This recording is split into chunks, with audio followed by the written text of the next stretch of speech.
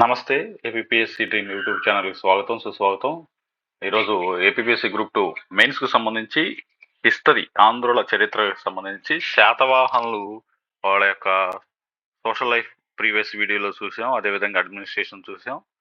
అదేవిధంగా economic conditions కూడా చూసాం. ఇప్పుడు దానిలోనే భాగంగా లాస్ట్ వీడియో ఏదైతే ఉందో ఇది శాతవాహనులకు సంబంధించి వాళ్ళ యొక్క రిలీజియన్ ఏ విధంగా ఉంది, వాళ్ళు ఏ మతాన్ని ఫాలో అయ్యారు, అదేవిధంగా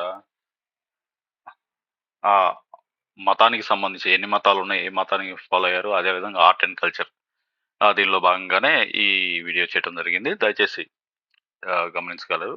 ఆహ్, అందరికీ స్వాగతం, సుస్వాగతం. ఈ ఆర్ట్ అండ్ కల్చర్ నుంచి మనకి క్వెషన్ అనేది ఎక్కడికి పోదు. తప్పనిసరిగా క్వెషన్ వచ్చే అవకాశం ఉంది కాబట్టి మనం ఈ వీడియో స్టార్ట్ చేద్దాం. సో, గుడ్ మార్నింగ్ అందరికీ.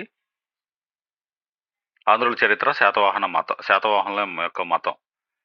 సో, శాతవాహనుల మత పరిస్థితులు, రాజకీయ అడ్మినిస్ట్రేషన్ చూసాము. అదేవిధంగా సోషల్ కల్చర్ ఎలా ఉంటది చూసాము. అదేవిధంగా ఎకనామికల్ లైఫ్ ఎలా ఉంటుందనేది గూడా మనం చూసాం. వాళ్ళు ఏ రేవులు, ముఖ్యంగా రేవులొచ్చేసి పశ్చిమ తీరంలో బార్కచ్చ, కళ్యాణి, సోహాగ సొహారా అనేవి. అదేవిధంగా మనకు ఈ యొక్క తూర్పు తీరంలో వచ్చేసి ముఖ్యంగా మచిలీపట్నం ఇట్లా కొన్ని రేవులు ఇవ్వటం జరిగింది. అవి మనకి బిట్స్ వచ్చే అవకాశం ఉంటది కాబట్టి వాటి నుంచి కూడా మనకి ఇంపార్టెంట్ ఎంసీక్యూ టైప్‌లో క్వెషన్స్ వచ్చే అవకాశం ఉంది. కాబట్టి తప్పనిసరిగా వీటిని మీరు గుర్తుంచుకోవాల్సింది. తప్పనిసరిగా మాక్ టెస్ట్‌లు ఫాలో అవ్వటం కూడా చాలా బెటరు. లేదా మీరు క్వెషన్‌లు తయారు చేసుకున్న వీటి నుంచి బుక్ నుంచి చాలా ఈజీగా మీరు గెయిన్ చేయగలరు. సో, స్టార్ట్ చేద్దాం. మత పరిస్థితులకొచ్చేసరికి శాతవాహనుల యుగంలో ఆసక్తిదాయకమైన మత పరిణామాలు జరిగాయని అని చెప్తున్నారు. అంటే చాలా ఆసక్తికరమైన మత పరిణామాలు జరిగాయంటే హిందూ మతం నచ్చక ఈ యొక్క బౌద్ధం, జైనం చాలా పాటించినోళ్ళు చాలా మంది ఉన్నారు. అయితే ఇక్కడ శాతవాహనుల యుగానికొచ్చేసరికి అప్పటి మతం ఆహ్, గురించి చూస్తే చాలా పరిణామాలు మత మతంలో జరిగాయి. ఔత్తరాహికులైన ఈ బ్రాహ్మణులు ఎవరైతే ఉన్నారో ఔత్తరాహికములైన బ్రాహ్మణ, జైన, బౌద్ధములు స్థానిక విశ్వాసాచారాలతో సమన్వయం పొంది తద్వారా విజయం సాధించాయని చెప్తున్నారు. ఏదైతే ఈ బౌద్ధం, జైనం అనేవి కూడా ఈ మౌర్య సామ్రాజ్యం నుంచి ఈ యొక్క శాతవాహన సామ్రాజ్యానికి కూడా విస్తరించాయి. అప్పటికే హిందూ మతం అనేది వేళ్ళనుకోనుంది. ఈ దాంతో పాటు ఈ బౌద్ధం, జైనం అనేది ఉత్తర భారతదేశంలో బాగా వ్యాప్తి చెంది అది చిన్నంగా పశ్చిమ భారతదేశం, దక్షిణ భారతదేశం ఇలా వ్యాపించుకుంటూ వచ్చినాయి. జైనం తర్వాత బౌద్ధం ఇట్లా వచ్చేసాయి. ఈ మతాలు చాలా వరకు పరస్పర సహనంతో పురోగమించాయి. అంటే ఒకదానికొకటి సహనంతో పురోగమించాయి. జనాలను ఏ విధంగా తమ వైపు తిప్పుకోవాలి, ఏ నియమాలు పాటించటం, ఏ విధంగా వాళ్ళని ఆకర్షించాలనేది పరస్పర సహనంతో పురోగమించాయని చెప్తున్నాడు. కానీ చతురుగా వీని మధ్య సంఘర్షణలు జరగపోలేదు. అంటే సంఘర్షణలు కూడా చాలా జరిగాయని చెప్పేసి చెప్పడం జరిగింది. సరే, ఏదేమైనప్పటికీ బ్రాహ్మణ మతం అనేది ముందు దాని గురించి వివరిద్దాం. శాతవాహనుల కాలంలో బ్రాహ్మణ మతం అనేది ఏ విధంగా ఉంది అని చూస్తే దేశంలో వైదిక మతోద్ధరణ జరుగుతున్న సమయంలో శాతవాహనులు అధికారంలోకి వచ్చారు. ఈ యొక్క వైదిక మతం అనేది ఏదైతే ఉందో హిందూ మతం, వేదిక్ కల్చర్, ఈ మతం మతోద్ధరణ జరుగుతున్న సమయంలో శాతవాహనులు అధికారంలోకి వచ్చారని చెప్తున్నారు. మతోద్ధరణ అంటే మతంలో మార్పులు చేర్పులు జరుగుతున్న సమయంలోనే ఇది అధికారంలోకి వచ్చారని చెప్తుంది. జైన గాథలను అనుసరించి ప్రథమ శాతవాహనుడు జైన మతాభిమాని అని చెప్పడం జరిగింది. జైన గ్రంథాలు ఏం చెబుతున్నాయంటే ఎవరైతే ఈ శాతవాహన రాజవంశానికి పురుషుడై ఉన్నాడో అతను జైన మతాన్ని అవలంబించాడు. జైన మతాభిమాని, జైనాన్ని పాటించాడని చెప్పడం జరుగుతుంది. జైన గ్రంథాలను అనుసరించి. జైన మతం ద్వారా శాతవాహనుడు సామాజిక ఉన్నతి సాధించి ఉంటాడు. అంటే ఈ మతం ద్వారానే సామాజిక ఉన్నతి, సమాజంలో ఒక గొప్ప స్థానాన్ని ఉంటాడు అని చెప్పేసి చెప్పడం జరిగింది. అనుచేతనే అతన్ని పురాణాలు పేర్కొనలేదు. అంటే పురాణాల్లో ఏముండైతే పేర్కొన్నారో హిందూ మతాన్ని ఎవరు పాటించారో వాళ్ళనే ఈ పురాణాలు పేర్కొన్నాయి. కానీ జైన మతాన్ని ఎవరైతే పాటించారో వాళ్ళ గురించి ఈ యొక్క పురాణాలు చెప్పలేదు. పురాణాలు 30 మంది శాతవాహనులనే పేర్కొన్నాయి. కానీ శాతవాహన మూల స్థాపకుడు ఎవరైతే ఉన్నారో, శాతవాహన వంశాన్ని స్థాపించిన వాడు ఎవరైతే ఉన్నాడో అతని గురించి చెప్పలేదన్నమాట. అతను ఎందుకంటే జైన మతాన్ని ఆ టైంలో పాటించుంటాడు కాబట్టి పురాణాలు ఇతను పేర్కొనలేదు అని చెప్పడం జరిగింది. ఎవరైతే అతని కుమారులు ఉన్నారో శ్రీముఖుడు, కన్హ, ఈ యొక్క వంశ స్థాపకుడు శ్రీముఖుడు, కన్హ, కృష్ణుడు, వీళ్ళు భాగవత మతం స్వీకరించినట్లు వారి పేర్లు సూచిస్తున్నాయి. వారి పేర్లు ఏం చూపిస్తున్నాయంటే వీళ్ళు భాగవత మతం. అప్పుడు ఈ కృష్ణుడు ఈ యొక్క భాగవత మతానికి మెయిన్ స్థాపకుడు అని చెప్పుకోవచ్చు. ఆ ఆ మతాన్ని పాటించిన వాళ్ళు శ్రీముఖుడు, శ్రీముఖ లేదా కన్హ, కృష్ణుడు, కన్హుడు, వీళ్ళిద్దరు అన్నదమ్ములు. వీళ్ళు ఈ భాగవత మతాన్ని వాళ్ళు రాజ్యానికి వచ్చినప్పుడు పాటించారు అని చెప్తున్నారు.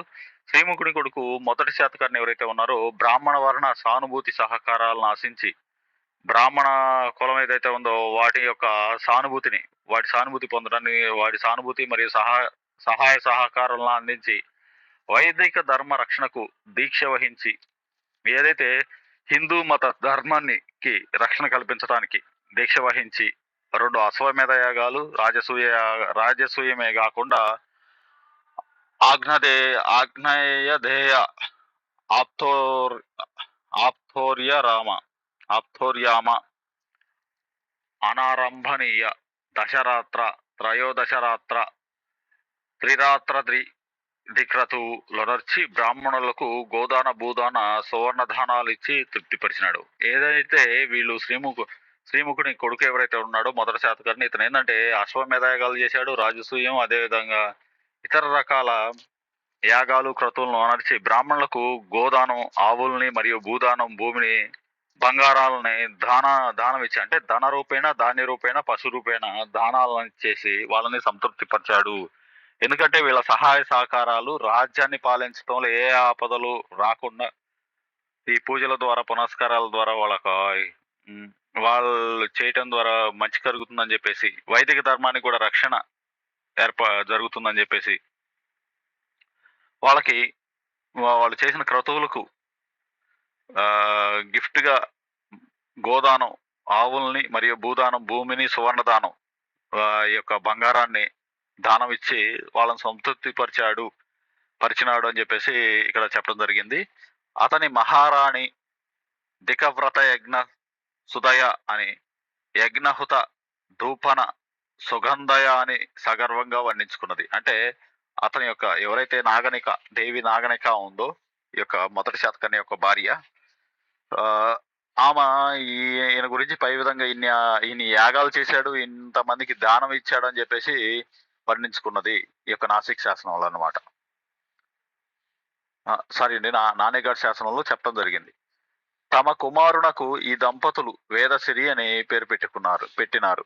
అంటే ఈ ఎవరైతే మొదటి శాతకర్ణి యొక్క పుత్రుడు ఎవరైతే ఉన్నారో, మొదటి శాతకర్ణి నాగనిక యొక్క పుత్రుడు వేదసిరి పూర్ణ సాంగ శాతకర్ణి అని కూడా అంటారు అతన్ని. ఇతనికి వేదసిరి అని పేరు పెట్టినారు. వైదిక మత పునరుద్ధరణకు పరిపూర్ణత చేకూర్చడానికి ప్రయత్నించి తమ వంశ ప్రతిష్టను పెంచుకున్నారు. ఈ వైదిక మతాన్ని పునరుద్ధరించడానికి మరియు పరిపూర్ణత చేకూర్చడానికి, ఈ యొక్క వైదిక మతం హిందూ మతాన్ని పరిపూర్ణత చేకూర్చడానికి ప్రయత్నించి తమ వంశ ప్రతిష్టను పెంచుకున్నారు అని చెప్తున్నారు. సో ఈ విధంగా వాళ్ళ యొక్క శాతవాహని కొడుకు, తర్వాత శ్రీముఖుడు, కన్హుడు, వీళ్ళంతా వాళ్ళ యొక్క వైదిక మతాన్ని పునరుద్ధరణ కోసం యాగాలు చేయటం, ఆ యాగాల్లో ఎవరైతే వాళ్ళకు ఉపయోగపడ్డారో మంత్రతంత్రాలు అవన్నీ చేయడానికి బ్రాహ్మణులు ఉన్నారో వాళ్ళకి ఆ యాగాలు చేసినందుకు, పాలు పంచుకున్నందుకు గాను వారికి భూదాన, అదే సువర్ణ దానాలు చేశారనమాట. అయితే శాతవాహన యుగారంభం నుండి వైదిక మతం అపూర్వమైన మార్పుకు లోనైట్లు నానేఘాట్ శాసనం వల్ల తెలుస్తుంది. ఈ నానేఘాట్ శాసనం ఎవరు వేయించారండి? ఈ దేవి నాగనిక. ఈ నాగనిక ఏదైతే నానేఘాట్ శాసనం వేయించారో దానిలో ఈ వైదిక మత పునరుద్ధరణ జరిగింది, చాలా మార్పులకు లోనైందని చెప్పేసి ఆ నానేఘాట్ శాసనంలో లిఖించబడి ఉంటుంది. దానివలన ఈ వైదిక మత పునరుద్ధరణ ఆ టైంలో మార్పులకు లోనైందని కూడా ఈ శాసనం వల్ల తెలుస్తుందని చెప్పడం జరిగింది. తర్వాత వైదిక మత సంస్కారానికి అనేక కారణాలు ఉన్నాయి. ఈ చేయటానికి చాలా కారణాలు ఉన్నాయని చెప్పేసి ఇక్కడ చెప్పడం జరిగింది. నైతిక ప్రవర్తన, పవిత్ర జీవితంపై నొక్కు పెట్టిన జైన బౌద్ధాల సవాళ్ళను ఎదుర్కోవడం ఒక కారణం. ఈ ఎవరైతే జైన బౌద్ధాలు ఉన్నాయో వాళ్ళ యొక్క ఆలోచనలను, వాటి యొక్క వాళ్ళ నియమాలను ఈ జనాల్లోకి ప్రవేశపెట్టడం వాళ్ళేందంటే అప్పటికి హిందూ మతానికి ఒక పెద్ద సవాల్‌గా మారింది. ఈ జైన బౌద్ధ మతాల వల్ల. సో, దాని కారణంగా ఒక మార్పనేది హిందూ మతంలో ఒక మార్పనేది జరగా జరిగిందని జెప్పేసి ఈ నాన్నయ్య గారి శాసనంలో తెలుస్తుంది. అందులో ఒక కారణము పవిత్ర జీవితంపై, నైతిక ప్రవర్తనపై జైన బౌద్ధాల సవాల్ అనేది ఒక కారణం. మరొక కారణం ఏందంటే దేశంలో ప్రవేశించిన క్షత్రియోపజీవులైన శక, యవనాది విదేశీయులనాకర్షించి వారిని హిందూ సామాజిక వ్యవస్థలో జీర్ణం చేసుకోవాల్సిన అవసరం. ఎవరైతే బయట విదేశాల నుంచి వచ్చిన శకులు, అదేవిధంగా యవనులు, విదేశీయులు, యవనాది వీళ్ళందరినీ క్షత్రియోపజీవులైన క్షత్రియ కులానికి చెందిన క్షత్రియులు కూడా గారు ఇది పక్క దేశాల నుంచి వచ్చిన వాళ్ళు గ్రీకులు గాని అట్లా వీళ్ళందరినీ ఆకర్షించి వారిని హిందూ సామాజిక వ్యవస్థలో జీర్ణం చేసుకోవాల్సిన అవసరం ఒకటి. స్థానిక విశ్వాస ఆచారాలతో సమన్వయం పొందడం మూడో కారణం. స్థానికంగా ఉన్న వాళ్ళ యొక్క విశ్వాస ఆచారాలతో సమన్వయం సమానంగా చేసుకోవడం ఒక ఆలోచన. ఇలాంటి 3 కారణాలతో ఈ యొక్క వైదిక మతంలో మార్పు అనేది చోటు చేసుకుంది. ఇది నాన్నయ్య గారి శాసనం వల్ల తెలుస్తుందన్నమాట. ఈ కారణాల వల్ల క్రతు ప్రధానమైన వైదిక మతం భక్తివత ప్రధానమైన పౌరాణిక మతంగా పరిణమించసాగింది. క్రతువులు అనేవి ఉండేవి. ఈ వైదిక మతం అంటే వేదాలతో కూడినది కాబట్టి అప్పటి వైదిక మతం అని పిలుస్తారు. ఇది తర్వాత రాను రాను ఏందంటే ఈ క్రతువులన్నీ కలిగి ఉన్న వైదిక మతం వ్రతాలు భక్తితో కూడుకొని పౌరాణిక మతంగా పరిణమించింది. నాన్నయ్య గారి శాసనం వైదిక దేవతలతో పాటు భక్తి లేక భాగవత మత దేవతలైన సంకర్షణ, వాసుదేవ ప్రార్థనతో ప్రారంభిస్తున్నది. ఈ యొక్క నాన్నయ్య గారి శాసనం ఎవరి గురించి తెలుపుతుంది? ఈ వైదిక దేవతలతో పాటు, వైదిక మతంలో ఉన్నటువంటి దేవతలతో పాటు భక్తి లేదా భాగవత మత దేవతలైన సంకర్షణ వాసుదేవ ప్రార్థనతో ప్రారంభిస్తున్నది. ఈ యొక్క వాసుదేవుని యొక్క ప్రార్థనతో ఈ యొక్క మతం అనేది ప్రార్థిస్తుంది అని చెప్పడం జరిగింది. మొదటి శాతకర్ణి తర్వాత శాతవాహనులు క్రతుకాండలో శ్రద్ధ వహించలేదు. ఈ క్రతుకాండలు నిర్వహించింది ఏది? అశ్వమేధ, రాజసూయ అనేటువంటి రకాల యాగాలు నిర్వహించింది మొదటి శాతకర్ణి. ఆ తర్వాత నిర్వహించిన వాళ్ళు ఇట్లాంటి క్రతుకాండలో నిర్వహించిన వాళ్ళు ఎవరూ లేరు. అంటే శ్రద్ధ చేశారు కానీ అంత శ్రద్ధ పాటించలేదు అని చెప్తున్నారు. ఈ పరిస్థితుల్లో రూపుదిద్దుకుంటున్న పౌరాణిక మతానికి రాజాదరణ సాధించే ఆశయంతో ఉన్నత గోత్రాజులైన బ్రాహ్మణులు శాతవాహనులతో వివాహ సంబంధాలు చేసినట్లు కనిపిస్తుంది. ఈ బ్రాహ్మణులు ఏంటంటే ఇదే టైంలో ఈ యొక్క పౌరాణిక మతానికి రాజాదరణ సాధించడానికి ఏం చేయాలి? బ్రాహ్మణులకి సాధించాలనే ఉన్నత గోత్రాజులైన బ్రాహ్మణులు, ఉన్నత కులాలకు చెందిన ఉన్నత గోత్రానికి చెందిన బ్రాహ్మణులు ఏం చేశారంటే శాతవాహనులతో వివాహ సంబంధాలను ఏర్పాటు చేసుకున్నారు. ఈ విధంగా జరిగిన మొదటి వివాహ ఫలితమే గౌతపుత్ర శాతకర్ణి. అంటే గౌతమి బాలాశ్రీ అనేమో బ్రాహ్మణ స్త్రీ అయి ఉండవచ్చు. ఈ యొక్క వీళ్ళ యొక్క తండ్రి శివశాతకర్ణి క్షత్రియుడు. ఇతడు జయి అంటే రెండు కులాలకు సంబంధించిన వ్యక్తి సంకరం. కానీ యజ్ఞాలు చేయబోనలేదు. ఇతను యజ్ఞాలు చేయాలనుకోలేదు.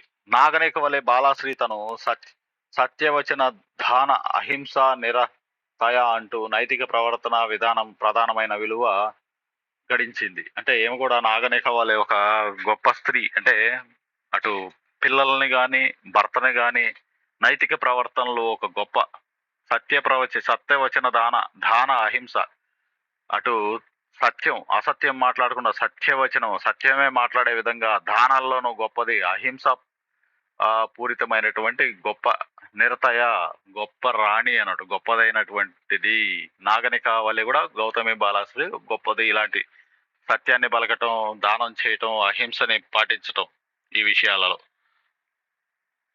కొత్త మతానికి చతుర్విధ పురుషార్థాలు, కర్మ సిద్ధాంతంలో విశ్వాసం, వర్ణ వ్యవస్థ, వతతీర్థాటనలు భక్తి అంటే శివుని గాని విష్ణువుని గాని భక్తితో పూజించడం ముఖ్య లక్షణాలు. ఈ యొక్క కొత్త మతం ఏదైతే ఉందో అది ఏదైతే మన వైదిక మతోద్ధారణ జరిగింది. అటు క్రతుకాండలు తీసేసి క్రతువులు వాటిని తీసేసి భక్తి అనే దాన్ని తీసుకొచ్చారు. మెయిన్ గా భక్తి తీసుకొచ్చారు. ఈ కొత్త మతానికి చతుర్విధ పురుషార్థాలు అంటారు. కామ మోక్ష ఇవి ఉంటాయి కదండి. కామం మోహం ఇలాంటివి. కర్మ సిద్ధాంతంలోని విశ్వాసం, వర్ణ వ్యవస్థ, కుల వ్యవస్థ, వ్రత తీర్థాటనలు, వ్రతము మరియు తీర్థాటనలు చేయటం, ఒక పవిత్రమైన ప్రదేశాలకు వెళ్ళటం, గుళ్ళు గోపురాలు తిరగటం. భక్తి అంటే శివుని గాని అంటే ఈ భక్తి ఏంది ఎవరి పట్ల భక్తి? శివుణ్ణి గాని విష్ణువుని గాని భక్తితో పూజించడం, పూజలు చేయటం. ఈ మతానికి ఆగమ పురాణాలు ప్రామాణికాలైనాయి. ఆగమ పురాణాలు అనేవి ఈ మతానికి పురాణ ఈ ఆగమ పురాణాలు అనేవి ప్రామాణికంగా మారినాయి అన్నమాట. శాతవాహనుల కాలంలో పౌరాణిక వాంగ్మయం, పౌరాణిక రచన, సాహిత్యం ప్రచారాలకు వచ్చినట్లు బాలాశ్రీ నాసిక్ శాసనమే నిదర్శనం. ఈ శాసనాలు ఎప్పుడు మనకి ఇంపార్టెంట్ అండి. గ్రూప్ 2లో ఏ శాసనం ఎవరు వేయించారు అనేది. నానేఘాట్ శాసనం వచ్చేసరికి నాగనిక, నాసిక్ శాసనం ఎక్కువగా కనిపించేది గౌతమి బాలాశ్రీ. గౌతమి బాలాశ్రీ గారు నాసిక్ శాసనంలో గౌతమి పుత్ర శాతకర్ణి గురించి వేయించడం జరిగింది. అదేవిధంగా ఈ నాసిక్ శాసనంలో ఇంకొక పార్ట్ ఏమో వశిష్ఠపుత్ర శాతకర్ణి ఎవరైతే ఉన్నారో పులోమావి అతను వేయించారు. వీళ్ళిద్దరు కలిసి వేయించిన శాసనాలే నాసిక్ లో ఉంటాయి. నానేఘాట్ లోనేమో నాగనిక వేయించిన శాసనాలు ఆ మొదటి శాతకర్ణికి సంబంధించిన అతని యొక్క ఆ బిరుదు ఏ విధంగా ఇచ్చారు, ఎవరు అక్కడ పరిపాలించారు, అదేవిధంగా ఆయన యొక్క యజ్ఞాలు యాగాదులు ఇన్ని యాగాలు చేశాడు, రాజసూయ యాగం చేశాడు, అశ్వమేధ యాగం చేశాడు అనేది వివరించడం ఈ శాసనాలు. అంటే శాసనాల పైన క్వశ్చన్స్ చాలా ఎక్కువగా వచ్చే అవకాశం ఉంది. సాహిత్యం, శాసనాలు అదేవిధంగా ఈ ఎక్కువగా వాళ్ళ యొక్క సాంఘిక, ఆర్థిక, రాజకీయ వీటిలోంచి ఒక క్వశ్చన్ అయినా కంపల్సరీ వచ్చే అవకాశం ఉంటుంది. కాబట్టి మన ఆస్పిరెంట్స్ మాత్రం కొంచెం చదివేటప్పుడు జాగ్రత్తగా చదువుకుంటూ మీరు క్వశ్చన్స్ తెలుసుకోవచ్చండి ఈజీగా. మాక్ టెస్టులు కూడా చాలా వరకు అవసరం లేదు. ఎందుకంటే మీరు ఒక పాయింట్ చదివి ఒక పారాగ్రాఫ్ చదివారంటే అందులో చాలా క్వశ్చన్స్ కూడా క్రియేట్ చేసుకునే అవకాశం ఉందండి. దయచేసి గమనించండి. ఈ నాసిక్ శాసనం ఏం చెప్తుందంటే గౌతమి పుత్రుని ఆగమనలయ ద్విజ వర కుటుంబ వివర్ధన వినివర్తిత చతుర్వర్ణ సంకర ఏక బ్రాహ్మణ అంటూ వర్ణించడమే కాక పౌరాణిక వీరులతో పోల్చుతున్నది. ఈ గౌతమి బాలాశ్రీ నాసిక్ శాసనంలో ఏం చెప్పిందంటే గౌతమి పుత్ర శాతకర్ణిని గురించి ఆగమనిలయుడు ఈ మతాన్ని చాలా పాటించి దాన్ని ఏకం చేసి ప్రజలందరూ పాటించే విధంగా కూడా చేశాడు. ఆగమ నిలయం కల ఈ మతాన్ని చక్కగా ప్రచారం చేశాడు అని కూడా అనొచ్చు. ఎందుకంటే ఒక గొప్ప వ్యక్తి గౌతమి పుత్ర శాతకర్ణి. వర కుటుంబ వివర్ధన, 2 కుటుంబాలు అటు బ్రాహ్మణ క్షత్రియ 2 కుటుంబాలని అతను విస్తరింపజేశాడు. అతను కీర్తి గడించాడు. ఆ కుటుంబాల నుంచి వచ్చి వాటి యొక్క కుటుంబాల పేరు నిలబెట్టాడు. అదేవిధంగా వినివర్తిత చతుర్వర్ణ సంకర ఏక బ్రాహ్మణ అని చెప్పి సంకర ఏక బ్రాహ్మణుడు లక్షణాలు కలిగిన చతుర్వర్ణ సంకర ఏక బ్రాహ్మణ. ఈ చతుర్వర్ణాల్లో ఒక ఏక బ్రాహ్మణుడు వంటి వాడు 4 రకాల వర్ణాలలో కూడా ఏక బ్రాహ్మణుడు మీరు అని చెప్పి వర్ణించడమే కాకుండా గౌతమి బాలాశ్రీ ఈ యొక్క గౌతమి పుత్ర శాతకర్ణి పౌరాణిక వీరులైనటువంటి రాముడు, కృష్ణుడు వీళ్లతో పోల్చడం జరిగింది. ఈ విధంగా గౌతమి పుత్రుడు నూతన బ్రాహ్మణ మతానికి మూల స్తంభాలైన ఆగమ విద్యను, వర్ణ వ్యవస్థను, బ్రాహ్మణాధిక్యతను నిలబెట్టినట్లు ఈ నాసిక్ శాసనం తెలుపుతుంది. ఏక బ్రాహ్మణుడని ఏ శాసనంలో వివరించబడింది లేదా ద్విజవర కుటుంబ వివర్ధన లేదా ఆగమ నిలయ అని ఏ శాసనంలో ఇవ్వటం జరిగింది అన్నప్పుడు నాసిక్ శాసనంలో గౌతమి బాలాశ్రీ వేయించిందనమాట. ఈ విధంగా గౌతమి పుత్రుడు నూతన బ్రాహ్మణ మతానికి మూల స్తంభాలైన ఈ ఆగమ విద్యను, వర్ణ వ్యవస్థను, బ్రాహ్మణాధిక్యతను నిలబెట్టినట్లు ఈ శాసనం నాసిక్ శాసనం తెలుపుతోంది. నాటికి పౌరాణిక సాహిత్యం అనేది పెరగడానికి గాథా సప్తశతిలోని రాధాకృష్ణ, పార్వతీ కళ్యాణ, విష్ణు అవతార కథలు, శబల వ్రతం మొదలైన అంశాలు నిదర్శనం. ఈ యొక్క అప్పట్లోనే ఈ యొక్క పౌరాణిక సాహిత్యం పెరిగిందనడానికి ముఖ్యమైన ఆధారం ఏంటంటే గాథా సప్తశతి. హలుని యొక్క గాథా సప్తశతిలో ఈ రాధాకృష్ణుల గురించి, పార్వతీ కళ్యాణం గురించి, విష్ణు అవతార కథల గురించి, శబల వ్రతం అనే ఒక ఆవిడ యొక్క వ్రతం గురించి ఉండటం ముఖ్యమైన విషయం.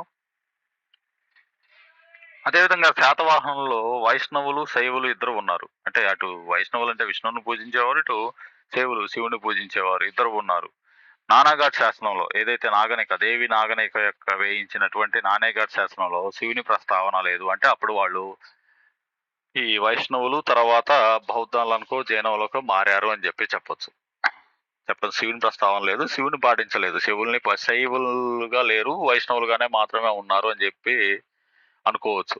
శ్రీముఖుని తమ్ముడు కృష్ణుడు గౌతమి పుత్రుని శాసనాలపై వైష్ణవ చిహ్నాలున్నాయి. ఎవరెవరి చిహ్నాలున్నాయి? ఎవరెవరి శాసనాలపై ఈ చిహ్నాలున్నాయి వైష్ణవుల యొక్క చిహ్నాలు? అటు కృష్ణుడు, శ్రీముఖుని తమ్ముడు, మొదటి శాతకర్ణి యొక్క బాబాయ్ అయినటువంటి కృష్ణుడు లేదా కన్హ, ఇతని యొక్క శాసనం పైన, గౌతమి పుత్రుని యొక్క శాసనాలపైన వైష్ణవ చిహ్నాలున్నాయి. విష్ణువుకు సంబంధించిన చిహ్నాలున్నాయి. సంకర్షణ వాసుదేవుల ప్రశంసల వల్ల వైష్ణవంలో ప్రధానమైన వ్యూహ సిద్ధాంతం కూడా ప్రచారమైనట్లు భావించవచ్చు. వ్యూహ సిద్ధాంతం అనేది సంకర్షణ మరియు వాసుదేవుల ప్రశంసల వల్ల, వాళ్ళ యొక్క ప్రసిద్ధి వల్ల ఈ యొక్క వైష్ణవం అనేది వ్యూహ సిద్ధాంతం, వైష్ణవంలో వ్యూహ సిద్ధాంతం అనేది కూడా ప్రచారమైనట్లు ఇక్కడ తెలపడం జరిగింది. అదేవిధంగా గుడిమల్లం శివలింగం క్రీస్తు పూర్వానిదని, శాతవాహనుల పూజలు అందుకున్నదని తెలుస్తుంది. గుడిమల్లం అనేది ప్రసిద్ధ శివుని యొక్క టెంపుల్. అది ఒక చిత్తూరు జిల్లాలో ఉంది. ఇది క్రీస్తు పూర్వానిదని, క్రీస్తుకు పూర్వం ఉందని, అదేవిధంగా శాతవాహనులు ఈ శివలింగాన్ని పూజించారని కూడా చెప్తుంది. సప్తశతి, గాథా సప్తశతి శివ ప్రార్థనతో ప్రారంభిస్తుంది. ఈ గాథా సప్తశతి గ్రంథం ఫస్ట్ శివుని యొక్క ప్రార్థనతో మొదలవుతుందని చెప్పడం జరిగింది. కొన్ని శాతవాహన నాణ్యాల మీద స్కందుడు ప్రత్యక్షమవుతున్నాడు. శివస్కందుడు, ఇతను పల్లవరాజు శివస్కందుడు అనమాట. చివరి శాతవాహనంలో శివస్కంద, శివశ్రీ అనేవారు ఉన్నారు. ఈ చివరి రాజుల్లో కూడా శివస్కందుడు, శివశ్రీ అనేవారు కూడా ఉన్నారు. కానీ నాటి శైవం స్వభావం గ్రహించడానికి ఆధారం లేదు, ఎలాంటి ఆధారాలు లేవు. శైవం అనేది ఈ స్వభావాన్ని గ్రహించిన రాజులు ఉన్నారనడానికి ఆధారం లేదు. ఈ దేవతలకు నిడారంభములైన కోవెలలు నిర్మించినట్లు గుడిమల్లలోని ఇటీవల త్రవ్వకాలు సూచిస్తున్నాయి. వీటికి గుళ్ళు, ఈ శివాలయాలకు గుళ్ళు తవ్వించినట్లు కూడా గుడిమల్లంలో తెలుస్తూ ఉన్నాయి. గాథా సప్తశతిలోని గణపతి, శక్తి అంటే మహిషాసుర మర్దిని, కాళికా అమ్మవారు. గాథా సప్తశతిలో గణపతి, శక్తి, మహిషాసుర మర్దిని ఆలయాల ప్రసక్తి ఉంది. ఈ ఆలయాల ప్రసక్తి ఈ గాథా సప్తశతిలో గణపతి గురించి, శక్తి స్వరూపిణి గురించి, వాళ్ళ యొక్క ఆలయాల గురించి వివరించడం జరిగింది.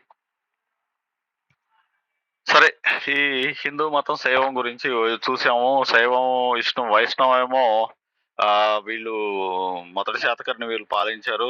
ఈ యొక్క మన ఆగమనిలయుడు ఏకబ్రాహ్మణుడు అయినటువంటి గౌతమిపుత్ర శాతకర్ణి టైంలో కూడా ఈ శైవము, వైష్ణవం రెండు ఉన్నాయి.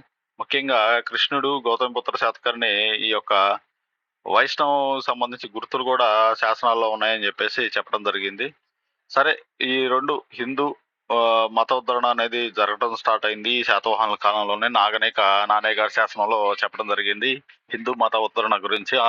ఏవైతే క్రతువులు అప్పుడు అశ్వమేధ రాజసూయ యాగాలు పాటించారు, అలాంటి క్రతువులు కర్మకాండాల నుంచి వేదిక్ మతం నుంచి హిందూ మతం అనేది పునరుద్ధరణ జరిగి కొత్త మతంగా ఏర్పడింది. అందులో భక్తి, వ్రతం అనేవి, అదేవిధంగా తీర్థాటన అనేవి కూడా వివరించడం జరిగింది. దానికి సంబంధించి ముఖ్యంగా వివరించే శాసనం నానేఘాట్ శాసనం. అదేవిధంగా నాసిక్ శాసనంలో గౌతమిపుత్ర శాతకర్ణిని ఆగమనిలయుడు, ఏకబ్రాహ్మణుడు, ద్విజవర వివర్ధనుడు అని కూడా పిలవడం జరిగింది. అంటే ఇక్కడ అతను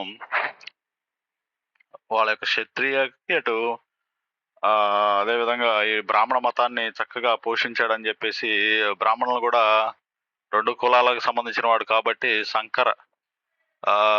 సంకరణ జరిగిన వాడు కాబట్టి ఎక్కువగా బ్రాహ్మణులతో పాటు క్షత్రియులు వాళ్ళని కూడా చక్కగా పరిపాలించాడు. అదేవిధంగా బ్రాహ్మణులను పోషించాడు. అని చెప్పడం కూడా జరిగింది. అది నాసిక్ శాసనంలో వివరించడం జరిగింది. తర్వాత హిందూ, శైవం, తర్వాత చూస్తే జైన మతం. జైనం వచ్చింది శాతవాహనుల టైంలో ఫస్ట్. శాతవాహనులు విజృంభించే నాటికి ఆంధ్రదేశాన్ని పరివేష్టించి ఉన్న ప్రాంతాలలో మాలవ, కళింగ, మైసూరు రాజ్యాల్లో జైన మతం పాదుకున్నది. అంటే శాతవాహనులు విభజించే అప్పటికి వచ్చే నాటికి, వాళ్ళు రాజ్యానికి వచ్చే నాటికి ఆంధ్రదేశాన్ని పరివేష్టించి ఉన్న ప్రాంతాల్లో ఆంధ్ర మరియు ఆంధ్ర ప్రాంతాన్ని కొంచెం పరివేషిస్తున్నట్టు ఈ రాజ్యాలు చూస్తున్నాయి. ఏ రాజ్యాల కింద ఉన్నాయి? మాళవ, కళింగ, మైసూరు రాజ్యాల్లో జైన మతం.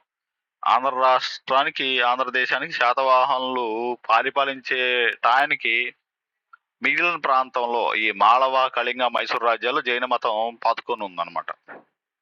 క్రీస్తుకు పూర్వం 4వ శతాబ్దానికే ఆంధ్రదేశంలో కూడా కళింగ, మాళవ ప్రాంతాల నుండి జైనం ప్రవేశించిందని, 4వ శతాబ్దానికి ఆంధ్రాలో కూడా ఈ కళింగ, మాళవాల నుంచి జైనం అనేది ప్రవేశించిందని జైన గాథలు నుంచి గ్రహించవచ్చు. అశోకుని పౌత్రుడు అయినటువంటి తమ్ముడు లేదా సోదరుడు అయినటువంటి సంప్రతి, పుత్రుడండి,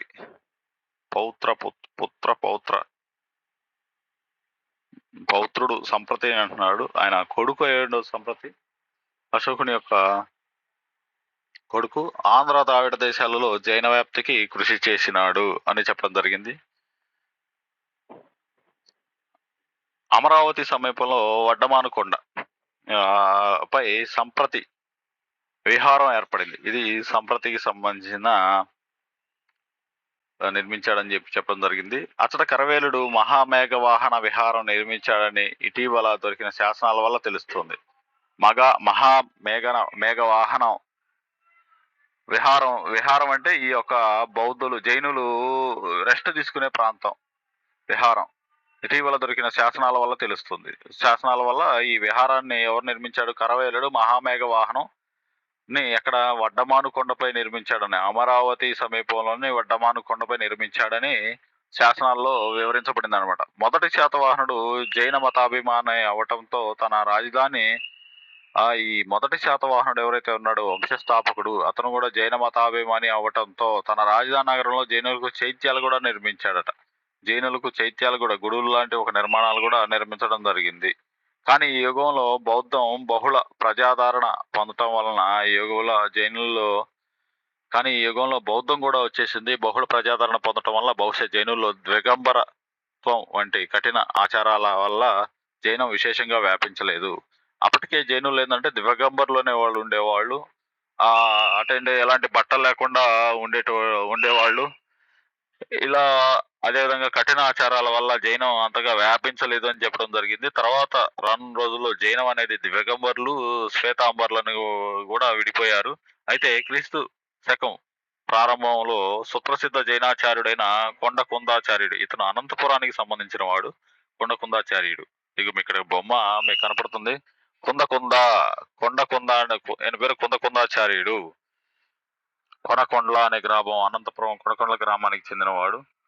ఈ కొండకుందాచార్యుడు జైనాచార్యుడై ఆశ్రమం నిర్మించుకొని కొనకొండలలో, అనంతపురం జిల్లా కొనకొండలలో నిర్మించుకొని మత ప్రచారం చేస్తూ అనేక సిద్ధాంత గ్రంథాలు రచించాడు. వానిలో సమయాసార, శ్వేతాంబర, దిగంబర శాఖల వారందరికీ ఆదరణీయమైంది. ఈ జైనంలో కూడా రెండు రకాల శాఖలు ఉన్నాయి. శ్వేతాంబర్లు, దిగంబర్లు. ఈ శ్వేత వస్త్రం ధరించేవారు శ్వేతాంబర్లు. దిగంబర్లు అంటే ఎలాంటి వస్త్రం అనేది ధరించకుండా తిరుగుతూ ఉంటారు జైనులు, వాళ్ళనే దిగంబర్లు అనేవాళ్ళు. ఉండే నాటికి ఏంటంటే జైనం అనేది బౌద్ధం వచ్చేసరికి జైనంలో ఉన్నటువంటి కఠినాచారాలు, దిగంబరత్వం వల్ల ఈ విశేషంగా వ్యాపించలేదు. అవి 2 శాఖలుగా విడిపోయి శ్వేతాంబర్లుగా విడవటం జరిగింది. అందులో ముఖ్యంగా ముఖ్యమైన జైనాచార్యుడు ఏంటంటే క్రీస్తు శకం ఆరంభ దశలో కొండకుందాచార్యుడు లేదా కుందకుందాచార్యుడు. ఈయన కొనకొండల గ్రామానికి చెందిన వ్యక్తి. అనంతపురం జిల్లా. ఒక ఆశ్రమం నిర్మించుకొని అక్కడ కొనకొండల దగ్గర మత ప్రచారం చేస్తూ అనేక సిద్ధాంత గ్రంథాలు కూడా రాశాడు. అందులో ఉన్నటువంటి సమయాసార అనేది ఒక ముఖ్యమైన గ్రంథం. ఇది శ్వేతాంబరకు, దిగంబరుల శాఖలకు ముఖ్యమైన ఆదర్శనీయం అని చెప్తున్నాడు. తర్వాత బౌద్ధ మతం విషయానికి వస్తే, బ్రాహ్మణ మతానికి ఎంతటి రాజాదరణ ఉన్న శాతవాహన ఇక్ష్వాకు యుగం ఈ దక్షిణ ప్రాంతంలో బౌద్ధ మత చరిత్రలో స్వర్ణయుగం అని చెప్పవచ్చు అనమాట. దక్షిణ ప్రాంతానికి బౌద్ధ మతానికి ఎంత రాజాదరణ ఉన్న, బ్రాహ్మణ మతానికి ఎంత రాజాదరణ ఉన్న, శాతవాహన ఇక్ష్వాకు యుగంలో, శాతవాహనులు మరియు ఇక్ష్వాకుల టైంలో దక్షిణ ప్రాంతంలో బౌద్ధ మత చరిత్రలో స్వర్ణయుగం అని చెప్పొచ్చు. బౌద్ధ మతానికి స్వర్ణయుగంగా చెప్పడం జరిగింది. శాతవాహన చక్రవర్తులు బౌద్ధాన్ని ఆదరించలేదు. శాతవాహన చక్రవర్తులు మాత్రం బౌద్ధాన్ని ఆదరించలేదని చెప్పడం జరిగింది. గౌతమి బాలాశ్రీ మినహాయించి శాతవాహన రాణులు కూడా బౌద్ధాన్ని పోషించిన వారు లేరు అని చెప్పడం జరిగింది.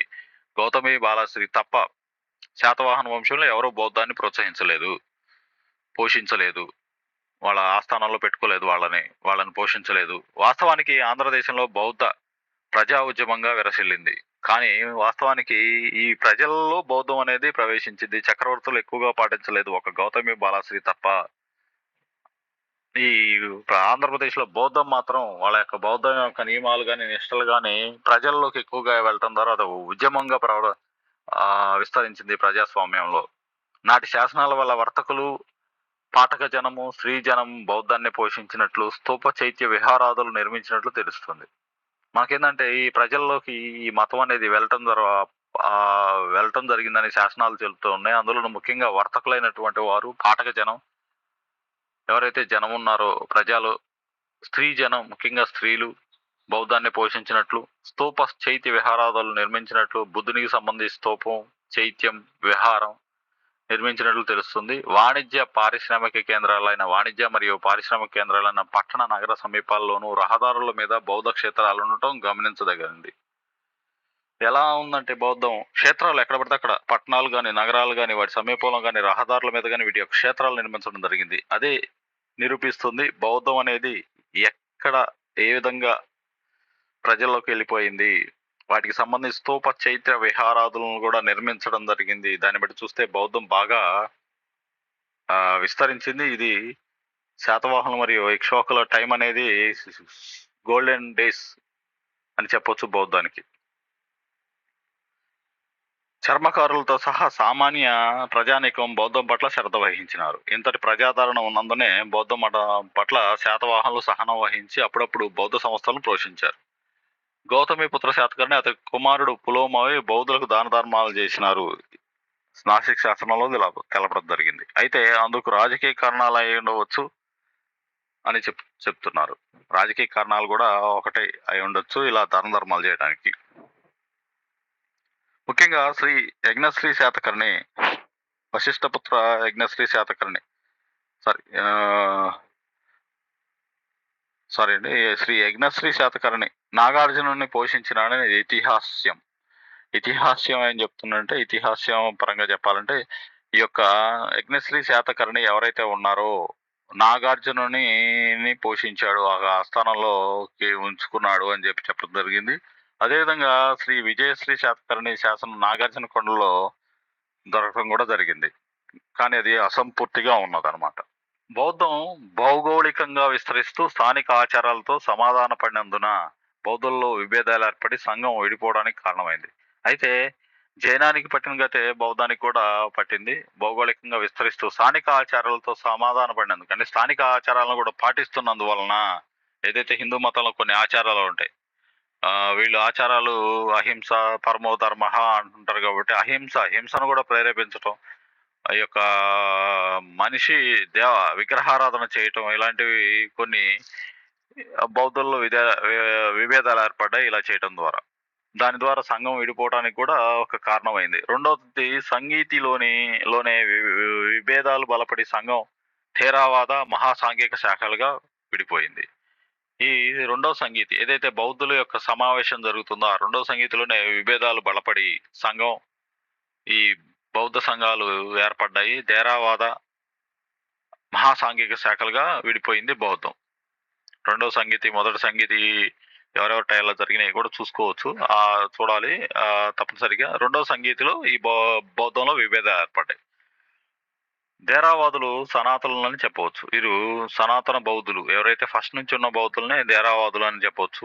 దానికటకం ప్రథమ నుండి మహాసాంఘిక శాఖకు సంబంధించింది. మహాసాంఘిక శాఖకు కేంద్రమైనటువంటి ఆంధ్రప్రదేశ్లోని ప్రదేశం ఏదంటే ధాన్యకటకం అని చెప్పుకోవచ్చు. అమరావతి శాసనాల్లో చైత్యకుల ప్రస్తావన ఎక్కువగా ఉంది. ఈ చైత్యులు బౌద్ధానికి సంబంధించి చైత్యకులు ఎవరైతే ఉన్నారో ఈ అమరావతి శాసనంలో ఎక్కువగా వారి గురించి వివరించడం జరిగింది. దాని కటకమేమో మహాసాంఘిక శాఖకు ముఖ్య కేంద్రంగా విరాజిల్లింది. ధేరావాదులు అనేవాళ్ళు సనాతనులు బౌద్ధంలో. బౌద్ధం ఫస్ట్ నుంచి ఉన్న వాళ్ళలో ధేరావాదులు. తర్వాత వాళ్ళు విడిపోయి మహాసాంఘిక శాఖగా ఏర్పడ్డారు. సాంఘికులకి చైత్యకులని స్థానిక నామమై ఉండవచ్చు అని చెప్తున్నారు. అమరావతి శాసనాల్లో వివరించబడిన ఎవరైతే చైత్యకులు ఉన్నారో వాళ్ళే మహాసాంఘికులై ఉంటారు అని చెప్పడం జరిగింది. బుద్ధునకు మొదటగా లోకోత్తర గుణాలను ఆపాదించిన వారు చైతకులే. ఈ మహాసాంఘికులే లోకోత్తర గుణాలను ఆపాదించారని చెప్పడం జరిగింది. నూతన భావం ఫలితంగానే బోధి వృక్షం, ధర్మచక్రం, సింహాసనం, త్రిరత్నం నూతన భావం ఫలితంగానే ఈ నూతన భావం ఏదైతే ఏర్పడిందో అది దానివల్లనే ఈ యొక్క అర్థాలు బోధి వృక్షం, ధర్మచక్రం, సింహాసనం, త్రిరత్నం, చైత్యం మొదలైన బుద్ధ చిహ్నాలను ఆరాధించడం ప్రారంభమైంది. ఈ బుద్ధ చిహ్నాలు ఆరాధించడం ఒక విశేషం. ఈ మహాసాంఘికులలో ఇలాంటి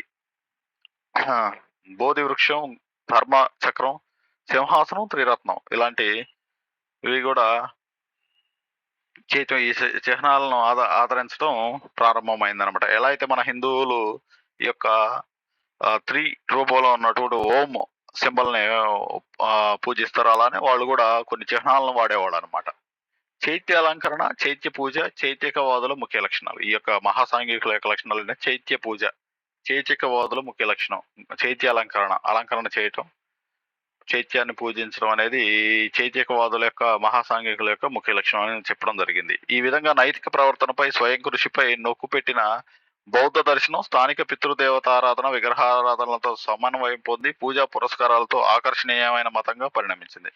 ఈ మార్పు జరిగిన తర్వాత పితృదేవతారాధన ఒకటి విగ్రహారాధనలతో సమన్వయం పొంది వాటితో సమానంగా పూజా పురస్కారాలతో వాటికి ఎలా అయితే చేస్తారో అదే విధంగా పూజా పురస్కారాలతో ఆకర్షణీయమైన మతంగా ఏర్పడింది బౌద్ధ మతం. పురాణాలు ఈ ఎవరైతే ధేరావాదులు ఉన్నారంటే ఇలాంటి నిబంధనలు ఉంటాయి. ఇలాంటి విగ్రహారాధనలు అవి చేయకూడదని చెప్పేసి. కానీ మహాసాంఘికులు ఏం చేశారంటే ఈ బౌద్ధ దర్శనం స్థానిక పితృదేవతారాధన, విగ్రహారాధన రెండు సమన్వయం పొంది పూజా పురస్కారాలు హిందూ మతంలో ఏదైతే ఉన్నాయో పూజా పురస్కారాలు అలాంటి వాటిని కూడా వీళ్ళు పాటించారు. ఆకర్షణీయమైన మతంగా వాటి వలన ఆకర్షణీయమైన మతంగా పరిణమించిందని చెప్పడం జరిగింది. చైతికులలో పూర్వశైల ఈ చైతికులలో రకాలు మళ్ళీ పూర్వశైల దానికి కేంద్రం, పూర్వశైలానికి ముఖ్యమైన కేంద్రం దాని కటకం, అపరశైల అనే దానికి శ్రీపర్వతం నాగార్జునకొండ, ఉత్తరశైల జగ్గయ్యపేట, రాజగిరిక గుంటుపల్లిలో ఉన్నటువంటి రాజగిరిక అనే శైలానికి పూర్వశైల ఇట్లా ఉంటాయి కదా వాటికి రాజగిరిక అనే దానికి ప్రాంతం రాజగిరిక ముఖ్యమైన చైత్యం అనేది గుంటుపల్లి చైత్యం, సిద్ధార్థక గుడివాడ శాఖలు ఏర్పడినాయి. సిద్ధార్థక చైత్యం, పూర్వశైల చైత్యం దాని కటకంలో ఉంది, అపరశైల చైత్యం నాగార్జునకొండ, ఉత్తరశైల చైత్యం జగ్గయ్యపేట, రాజగిరిక చైత్యం గుంటుపల్లి, సిద్ధార్థక గుడివాడ ఇలాంటి శాఖలు ఏర్పడినాయి అనమాట. చైతికులలో కూడా ఇలాంటి శాఖలు ఏర్పడినాయి. మహాసాంఘిక చైతిక సిద్ధాంతాలే క్రమంగా మహాయానానికి దారితీశాయి. మహాయాన బౌద్ధులు అనే వాళ్ళకి ఈ మహాసాంఘిక చైతిక సిద్ధాంతాలే క్రమంగా మహాయానానికి దారితీశాయని చెప్తున్నాడు. మహాయానానికి ప్రామాణికమైన ప్రజ్ఞాపారమిత శాస్త్రం. మహాయానానికి ముఖ్యమైన గ్రంథం ఏంటిది? ప్రజ్ఞాపారమిత శాస్త్రం. ఆంధ్ర బౌద్ధుల కృతమే, ఆంధ్ర బౌద్ధుల యొక్క దృష్టం అది, అదేవిధంగా రచనే అన్నట్టుగా చెప్పడం జరిగింది. మహాయానానికి ప్రామాణికమైన గ్రంథం ఏదంటే ప్రజ్ఞాపారమిత శాస్త్రం అని చెప్పుకోవాలి. మహాయానాన్ని నిర్దిష్టమైన దర్శనంగా రూపొందించినది నాగార్జునాచార్యుడు. ఎవరు రచించాడు దీన్నంటే నాగార్జునాచార్యుడు. మహాయానానికి ప్రామాణికమైన గ్రంథం ప్రజ్ఞాపారమిత శాస్త్రం. అదేవిధంగా దాన్ని రచించింది ఎవరంటే నాగార్జునాచార్యుడు. దీనికి సంబంధించిన జగ్గయ్యపేటకు సంబంధించిన స్తూపాలండి ఇవి. ఇక్కడ ఏం మ్యాటర్ ఇవ్వలేదు, కానీ జగ్గయ్యపేట దగ్గర ఉన్నాడు అంటే స్తూపాలు. జగ్గయ్యపేట వద్ద బౌద్ధ స్తూపం వద్ద బౌద్ధ విగ్రహ అవశేషం. బుద్ధుని అంతటి మహాదార్శనికుడైన నాగార్జునాచార్యుని జీవితాన్ని గురించి స్పష్టమైన పరిజ్ఞానం లేదు. బుద్ధుని అనంతరం బుద్ధుడి అలాంటి దార్శనికుడు, మహాదార్శనికుడైనటువంటి నాగార్జునాచార్యుని యొక్క జీవితం గురించి స్పష్టమైన పరిజ్ఞానం ఎవరికి లేదు. అంటే ఆయన గురించి పూర్తి వివరణ అనేది ఎక్కడ దొరకలేదు. అతడు విదర్భవాసి అని కొంతమంది, కంచీపురి అతని జన్మస్థలం అని వివాదాలున్నాయి. అతను విదర్భకు సంబంధించినోడని, అదేవిధంగా కంచిపురికి సంబంధించిన వివిధ వాదాలు ఉన్నాయన్నమాట. లంకా అవతార సూత్ర అనే దాన్ని అనుసరించి దక్షిణాపథంలో వేదాలి అతని జన్మస్థలం. వేదాలి అనేది అతని జన్మస్థలం అని చెప్పుతున్నది ఏంటంటే లంకావతార సూత్ర అనే గ్రంథం.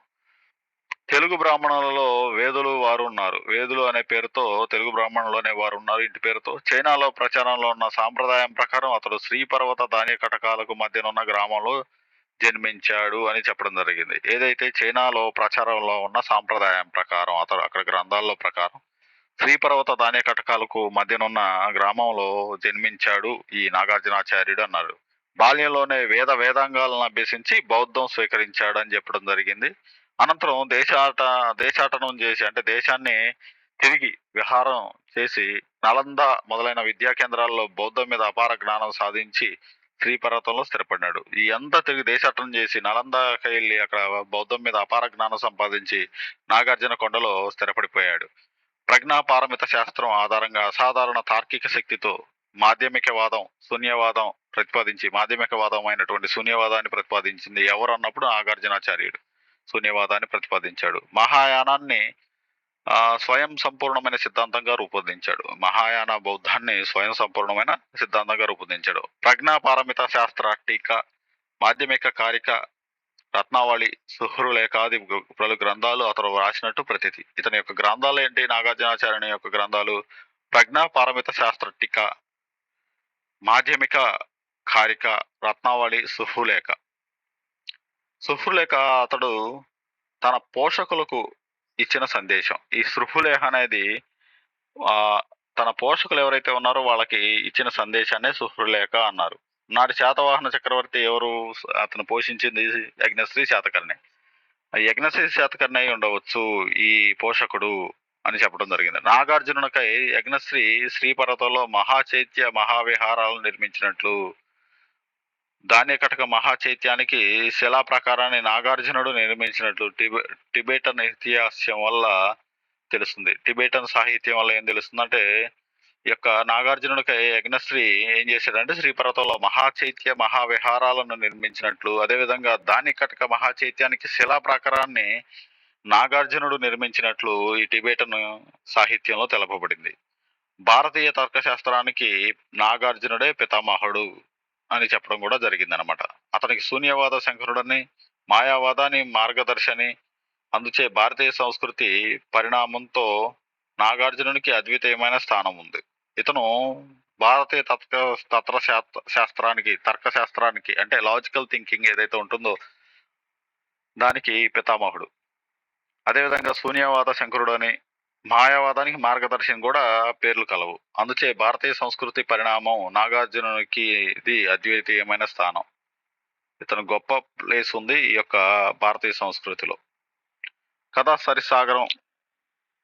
సరిసాగర గాథ విశ్వసనీయమే. అయితే నాగార్జునుడు ఒక కుట్రకు బలైనాడు. అతని ప్రచారంతో బౌద్ధం కొత్త శక్తిని సంతరించుకొని విజృంభించడానికి సహాయంపలేని బ్రాహ్మణులు అతని హత్యకు కారణమై ఉండవచ్చు అని చెప్పడం జరిగింది. సరిసాగర కథ అనేది నమ్మకమైనట్లయితే నాగార్జునుడు ఒక కుట్రకు బలయ్యాడు. ఒక కుట్రకు బలై బ్రాహ్మణుల చేతిలో హతమయ్యాడని చెప్పేసి చెప్పడం జరిగింది ఈ కథా సరిసాగరంలో. అతని అనంతరం ఆచార్య పీఠాన్ని అలంకరించిన ఆర్యదేవుడు సైతం ఆంధ్రుడే కానీ ఇతడు కూడా బ్రాహ్మణుల చేతిలో మరణించినాడు. ఇతని శిష్యుడు ఎవరైతే, నాగార్జునుడు శిష్యుడు ఎవరైతే ఉన్నారో ఆర్యదేవుడు, అతను కూడా బ్రాహ్మణుల చేతిలో మరణించారు. వీరి ఆత్మార్పణ ఫలితము అన్నట్లుగా ఇక్ష్వాకుల కాలంలో మహాయానం ఆంధ్రదేశంలో 3 పువ్వులు 6 కాయలుగా విజృంభించింది. శాతవాహనులు పోయినా కానీ మహాయానం అనేది ఇక్ష్వాకుల టైంలో 3 పువ్వులు 6 కాయలుగా విజృంభించింది. ఎందుకంటే ఈ ఇక్ష్వాకులు నాగార్జున కొండను తమ రాజధానిగా చేసుకొని ఈ యొక్క బౌద్ధాన్ని పరిపాలించారు. ఈ యొక్క నాగార్జునాచార్యుని యొక్క శూన్యవాదాన్ని, మహాయాన ధర్మాన్ని పాటించారు అని చెప్పడం జరిగింది. కథా సరిసాగరం ఏం తెలుపుతుందంటే నాగార్జునుడిని బ్రాహ్మణులు హతం చేశారని చెప్పేసి చెప్పడం జరిగింది. సరే, విద్యా విషయానికొస్తే ఆ టైంలో ఎలా ఉండేది? మతంలో వలె శాతవాహన యుగంలో విద్యలలో, భాషల్లో విశేష పరిశ్రమ జరిగింది. పరిశ్రమ అంటే ఒక గొప్ప అభివృద్ధి జరిగింది. సమకాలిక చేది రాజుల వలె శాతవాహనులు సైతం శబ్ద, అర్థ, గణ గణక, న్యాయ వ్యవహార, విధి, లేఖ, రూప, గాంధర్వ విద్యలలో ప్రావీణ్యులై ఉండేవాళ్ళు. ఈ ఇలాంటి విద్యలలో ప్రావీణ్యులై ఉండేవాళ్ళు.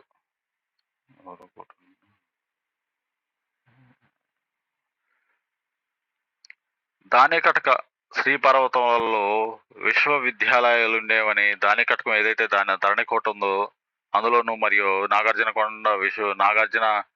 కొండలో విశ్వవిద్యాలయం ఉండేవని, దానేకటక విశ్వవిద్యాలయం నమూనాగానే లాసాలోని విశ్వవిద్యాలయం నిర్మాణం అయిందని టిబెట్‌లో ప్రచారంలో ఉన్న సాంప్రదాయం. టిబెట్‌లో ఉన్నటువంటి లాసా అనే ప్రాంతంలో ఈ యొక్క దానేకటక విశ్వవిద్యాలయాన్ని బేస్ చేసుకొని అక్కడ విశ్వవిద్యాలయాన్ని స్థాపించారని చెప్పేసి కూడా చెప్పడం జరిగింది. బౌద్ధులు మత విద్యతో పాటు తర్క, శబ్ద, జ్యోతిష్య, సాముద్రిక శాస్త్రాల్లో పరిశ్రమ జరిపేవారు. అక్కడ చదువుకునేవారు, వాటి మీద వీళ్ళు విద్యను నేర్చుకునేవారు. విద్యతో పాటు సాధారణ మత విద్యతో పాటు తర్కమే, లాజికల్ థింకింగ్, శబ్ద, జ్యోతిష్య, సాముద్రిక శాస్త్రాలలో పరిశ్రమ జరిపేవారు, విద్యను నేర్చుకునేవాళ్ళు. రత్నావళి రాజపరికథ అనే గ్రంథంలో నాగార్జునాచార్యుడు శ్రేయోరాజ్య సిద్ధాంతం ప్రతిపాదించాడు. నాగార్జునుడు ప్రతిపాదించినటువంటి శ్రేయోరాజ్య సిద్ధాంతం ఏ గ్రంథంలో చెప్పబడిందంటే రత్నావళి పరికథ. ఇది గుర్తుపెట్టుకోండి. రత్నావళి పరికథలో అనే గ్రంథంలో నాగార్జునాచార్యుడు శ్రేయోరాజ్య సిద్ధాంతం ప్రతిపాదించడం జరిగింది. తర్వాత శ్రీపర్వతంలో నాగార్జునుడు ఒక పెద్ద గ్రంథాలయాన్ని స్వీకరించినాడని పాహ్యన్ రాసినాడు. పాహ్యన్ ఏమని రాశాడంటే తన గ్రంథంలో శ్రీపర్వతంలో నాగార్జునుడు ఒక పెద్ద గ్రంథాలయాన్ని ఏర్పాటు చేశాడు లేదా స్వీకరించినాడు అని చెప్పేసి రాయటం జరిగింది. శాతవాహనులు ప్రాకృతాన్ని రాజభాషగా కొనసాగించారు. అయితే ఈ గ్రంథాలలో వాళ్ళ యొక్క ఏ భాషను వాడేవాళ్ళు అన్నప్పుడు రాజభాష అయినటువంటి ప్రాకృతాన్ని కొనసాగించారు. నాటి శాసనాలన్నీ ప్రాకృతంలోనే రాయబడ్డాయి. బ్రహ్మీ లిపిలో ప్రాకృత భాషలో రాయబడ్డాయి. బౌద్ధ మత గ్రంథాలు చాలా వరకు ప్రాకృత భాషలోనే వ్రాసుకున్నారు. ఈ బౌద్ధ మతానికి సంబంధించిన గ్రంథాలని ప్రాకృతంలోనే రాసుకోవడం జరిగింది. ఆంధ్ర బౌద్ధులకు ప్రత్యేకించి వినయ, అభిధమ్మ పీఠకాలు, ఆంధ్ర బౌద్ధులకు ప్రత్యేకించి ముఖ్యంగా వినయ, అభిధమ్మ పీఠకాలు, మహాజని కాయాలు అనేవి ఉండేవి అనమాట. ప్రతి విహారంలోనూ దమ్మ కటిక అనే ఉద్యోగి ఉండేవాడు. దమ్మ కటిక అనేవాడు ఉద్యోగి ఉండేవాడు. ప్రతి ఒక్క విహారంలో కథల ద్వారా ధర్మాన్ని ప్రచారం చేయటం ఇతని యొక్క ధర్మమై ఉంటుంది. ఈ దమ్మ కటిక అనే ఆయన కథలను ప్రచారం చేసేవాడు. బౌద్ధ కథలను ప్రచారం చేస్తూ ఉండేవాడు అని చెప్పడం జరిగింది. ఆంధ్రదేశంలో జాతక, అవధాన కథలు బహుళ ప్రచారం పొందినట్లు అమరావతి శిల్పాలు చాటుతున్నాయి. అదేవిధంగా జాతక కథలు, అవధాన కథలు కూడా ప్రచారంలో ఉన్నట్టు అమరావతి శిల్పాలు కూడా తెలుస్తూ ఉన్నాయి. ప్రాకృత భాషా చరిత్రలో వాస్తవానికి శాతవాహన యుగం సంపూర్ణ యుగం అనదగిందని చెప్పేసి, అదేవిధంగా కవివత్సలుడైన హలుని ఆస్థానంలో పెక్కుమంది కవులు, కవయిత్రులు ఉన్నట్లు అతడు సంకలనం చేసి గాథా సప్తశతి నుండి తెలుస్తుంది. ప్రాకృత చరిత్రలో వాస్తవానికి శాతవాహన యుగం స్వర్ణయుగంగా ఉంది. ముఖ్యంగా కవి వత్సలుడు అటువంటి కవి అయినటువంటి హలుడు, అతని యొక్క ఆస్థానంలో చాలా మంది కవులు ఉండేవాళ్ళు. అదే విధంగా కవయిత్రులు కూడా ఉండేవాడు. ఇది గాథా సప్తశతి తెలుపుతుంది అనమాట. గుణార్జుడు కుందర శాతకర్ణి ఆస్థానంలో బృహత్ కథను పైచాచిక భాషలో రాసినాడని ఐతిహ్యం. ఈ గుణార్జుడు అనేవాడు ఎవరి ఆస్థానంలో ఉండేవాడు? కుంతల శాతకర్ణి యొక్క ఆస్థానంలో ఉండేవాడు. బృహత్ కథను రాశాడు. గుణార్జుడు రచించిన బృహత్ కథను ఇతను ఈ బృహత్ కథ రాశాడు. అది ఏ భాషలో అంటే ప్రజల భాష అయినటువంటి పైచాచిక భాష, ప్రాకృత భాషలో కాదు. ప్రజలు మాట్లాడుకునే సాధారణ భాషలో గుణార్జుడు బృహత్ కథను రాశాడు. అతను కుంతల శాతకర్ణి యొక్క ఆస్థానంలోని వాడు. బృహత్ కథ రామాయణంతో సమానమైన కావ్యం అని విమర్శకుల అభిప్రాయం. ఈ బృహత్ కథ అనేది రామాయణంతో ఈక్వల్ గా ఉండేదని చెప్పేసి విమర్శకుల అభిప్రాయం. గాథా సప్తశతి బృహత్ కథ అనే నూతన సారస్వత సాంప్రదాయాలను సృష్టించి తర్వాతి కవులకు మార్గదర్శకాలైనాయి. ఈ యొక్క నూతన సాహిత్య ప్రపంచంలో గొప్పగా తయారైపోయినాయి గాథా సప్తశతి, బృహత్ కథ. ఇవి తర్వాతి వస్తున్న అందరి కవులకు మార్గదర్శకాలు అయ్యాయి అనమాట, ఏ విధంగా రాయాలి అనేది. మన నార్మల్ లాంగ్వేజ్లో.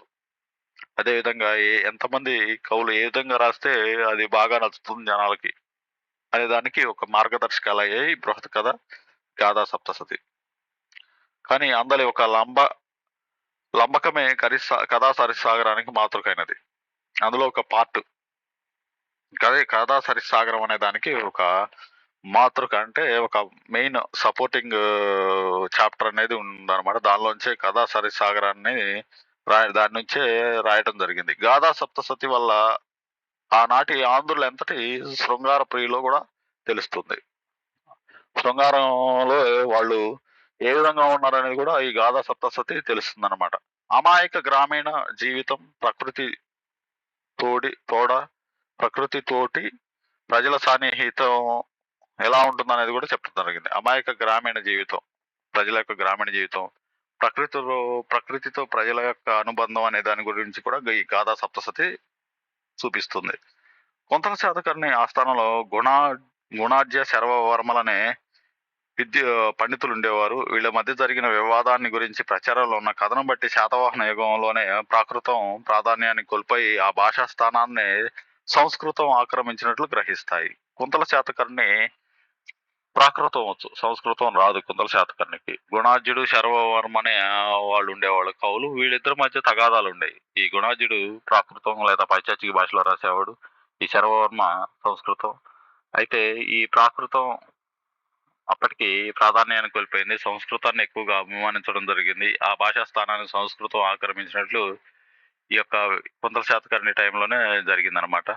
అతని యొక్క భార్య సంస్కృతంనే కంపల్సరీ ఫాలో అవ్వాలి, ఆ భాషలోనే రాయాలని చెప్పేసి భార్య పట్టుబడుతుంది. దానికి కుంతల శాతకర్ణి సరేనని సంస్కృతం కూడా నేర్చుకోవడం జరుగుతుంది. నాటికే శకులు తమ శాసనాల సంస్కృతంలో వేయించడం సాగారు. సంస్కృతంలో అప్పటికి శకులు ఈ శాసనాలు వేయించడం స్టార్ట్ చేశారు. యజ్ఞశ్రీ కాలంలో ఉజ్జయిని నుండి వచ్చిన యాత్రికుడు అమరావతిలో వేయించిన శాసన భాషలో సంస్కృత భాష ప్రభావం కనిపిస్తుంది. ఎవరైతే యజ్ఞశ్రీ కాలంలో ఒక యాత్రికుడు వచ్చి ఉంటాడో అతను అమరావతిలో వేయించిన శాసన భాషలో సంస్కృత భాషా ప్రభావం కనిపిస్తుంది. సంస్కృత భాష యొక్క ప్రభావం కనిపిస్తుంది అమరావతి శాసనాల్లో. బాలాశ్రీ నాసిక్ శాసనం ఆగమ పౌరాణిక సాహిత్యం విస్తారంగా పెరిగినట్లు సూచిస్తుంది. ఈ ఆగమ పౌరాణికం ఈ కూడా ఎక్కువగా పెరిగినట్లు సూచిస్తుంది గౌతమి వేయించినటువంటి నాసిక్ శాసనంలో. శకసేనాని వృషభదత్తుడు చేసిన దానాలు పౌరాణిక జానపద మహాదానాలలోనివి. పౌరాణిక మహాదానాలలో ఇలాంటి ఈ యొక్క ఆగమ పౌరాణికాల్లో ఉన్నటువంటి మహాదానాల్లో గొప్పవి ఈ సేనాని శకసేనాని అనేటువంటి వృషభదత్తుడు, నహపానుడి కొడుకు, తాళుడు. ఈ విధంగా సంస్కృత రాజాదరణ పొందినందువలనే కాబోలు బౌద్ధులు సైతం తమ సిద్ధాంత గ్రంథాలను సంస్కృతంలో వ్రాయసాగినారు. తమ సిద్ధాంత గ్రంథాలను కూడా ఈ సంస్కృతంలో రాయటం జరిగింది బౌద్ధులు. నాగార్జున ఆర్యదేవుల రచనలు సంస్కృతంలోనే ఉన్నాయి. ఈ యొక్క ఆర్యదేవుడు నాగార్జునుడు ఆయన యొక్క శిష్యుడు ఆర్యదేవుని యొక్క రచనలు కూడా సంస్కృతంలో ఉన్నాయి. నాగార్జునుని సుహృలేఖ, ఇది యజ్ఞశ్రీ శాతకర్ణికి రాసినటువంటి లేఖ, జనాదరణ బాగా పొందిందంట. ప్రతి విద్యార్థి సుహృలేఖను కంఠస్థం చేస్తుంటాడని 7వ శతాబ్దిలో చైనా యాత్రికుడు ఇన్సాంగ్ తెలిపాడు. ఇది క్వశ్చన్ అండి. ఎవరి టైంలో? యజ్ఞశ్రీ శాతకర్ణి టైంలో జనాదరణ పొందింది. జనాదరణ ఈ విధంగా ఉంది. ప్రతి విద్యార్థి సుహృలేఖను కంఠస్థం చేస్తూ ఉంటాడని చెప్పేసి చెప్పిన యాత్రికుడు, చైనా యాత్రికుడు ఎవరంటే ఇన్సాంగ్. ఈ క్వశ్చన్ వచ్చే అవకాశం ఉంది. శర్వవర్మ కాతంత్ర వ్యాకరణం సంస్కృతాన్ని అభ్యసించడానికి మంచి సహాయకారిగా అయి ఉంటుంది. ఈ శర్వవర్మన ద్వారానే ఈ సంస్కృతాన్ని నేర్చుకున్నాడు కుంతల శాతకర్ణి. అంతకుముందు ప్రాకృత భాషలో ఉండేది రచనలన్నీ. కానీ ఆయన యొక్క భార్య ప్రోద్బలానికి, ఆయన భార్యపై ప్రేమతో ఈ యొక్క సంస్కృతాన్ని శర్వవర్మ నుంచి నేర్చుకున్నాడు కుంతల శాతకర్ణి. ప్రాకృత సంస్కృతాలే గాక దేశీ అనే మరో భాష ఉన్నట్లు బృహత్ కథ తెలుస్తుంది. ఈ గుణార్జుని యొక్క బృహత్ కథ ఏం చెబుతున్నది? పైచాచి భాషలో గుణార్జుడు రాశాడు కాబట్టి దాన్నే దేశీ భాష అని కూడా అంటారు. సాధారణ ప్రజలు వాడుకునే భాష దేశీ భాష. అది పైచాచిక భాషలో రాయబడింది. అది ప్రాకృత సంస్కృతాలే గాక దేశీ భాష అనే 3వ భాష కూడా ఉన్నట్లు గుణార్జుని యొక్క బృహత్ కథ. కుంతల శాతకర్ణి టైంలో ఉన్నటువంటి గుణార్జుడు.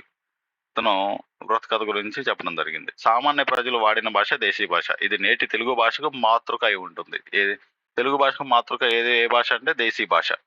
గౌతమిపుత్రుని కాలం నుండి శాతవాహనుల వెండి నాణ్యాలపై 2 భాషల్లో పేర్లు కనిపిస్తాయి. ఏ భాషల్లో? ఒకటి ప్రాకృతం, 2 దేశీ భాష. శాతవాహనుల వెండి నాణ్యాలపై కనిపించిన భాషలు ప్రాకృతం, దేశీ భాష. ఈ అంశం వారి మాతృభాష తెలుగుగా సూచిస్తుంది. అంటే ఈ దేశీ భాష అనేది తెలుగు భాషకి మాతృక అని, అందులో ముఖ్యంగా ప్రాకృతంతో కలిసి నాణ్యాల మీద ఈ భాష కనిపించింది శాతవాహనుల టైంలో అని చెప్పడం జరిగింది. గాథా సప్తశతిలో పొట్ట, అత్త, తొప్ప, వెంట, పత్తి, అద్దం మొదలైన అనేక దేశీ పదాలు ఉన్నాయి. శాతవాహనుల రాజుల్లోని పులోమావి పేరు దేశీ పదమే అనేది చెప్పవచ్చు. పులోమావి అనే పేరు శాతవాహనుల రాజులో ఉన్నటువంటి పులోమావి అనే పదం దేశీ భాషా పదమే అని చెప్పడం జరిగింది. సరే, ఇంతవరకు విద్య అయిపోయింది. మతం గురించి తెలుసుకున్నాం. జైనం, బౌద్ధం ఎవరు పాటించారు, ఎవరు పాటించలేదని తెలుసుకుందాం. సరే, ఆర్ట్ అండ్ కల్చర్కి వచ్చేసరికి శాతవాహన యుగంలో ఆంధ్రదేశం గొప్ప శిల్పకళా నిలయమైనది. నాటి వాస్తు శిల్పాలకు మతమే ప్రధాన ప్రేరకం. ఈ మతం అనేది వాస్తు శిల్పాలకు ముఖ్యమైన ప్రధాన ప్రేరణ. నాటి లౌకిక నిర్మాణాల అవశేషాలు లభ్యం కాలేదు. లౌకిక నిర్మాణాల యొక్క అవశేషాలు ఇప్పటికి లభ్యం కాలేదు. గాథా సప్తశతిలో గౌరీ, గణేష, ఇంద్రాది దేవతల ఆలయాల ప్రస్తావన ఉంది. ఈ ఆలయాల గురించి గాథా సప్తశతిలో చెప్పడం జరిగింది. అందులో ముఖ్యంగా గౌరీదేవి, శక్తి, గణేశుడు, గణపతి, ఇంద్రుడు వంటి దేవతల యొక్క ఆలయాలు ఉన్నాయని చెప్పడం జరిగింది.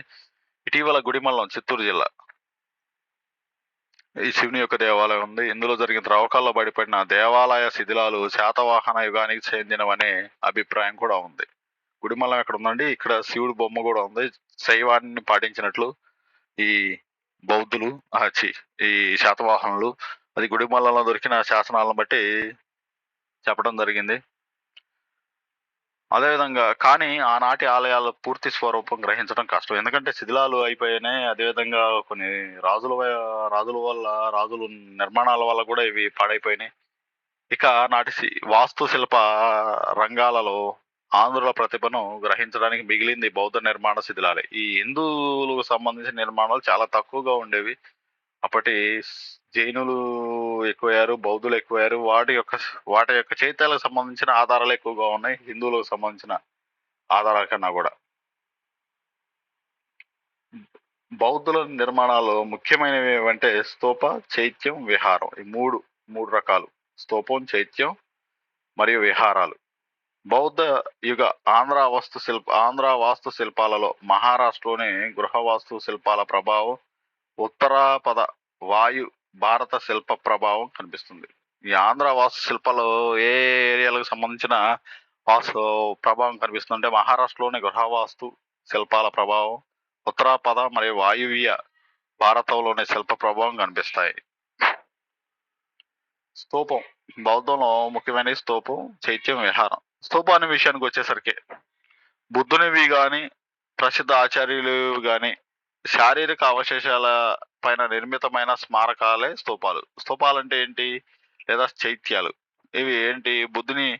బుద్ధునివి గాని, బుద్ధుని యొక్క స్తూపం అంటాం. చైత్యాలు అంటే ఆచార్యులు అనేది అనుకోవచ్చు. బుద్ధుని యొక్క అవశేషాల పైన నిర్మించినవి స్తూపాలు.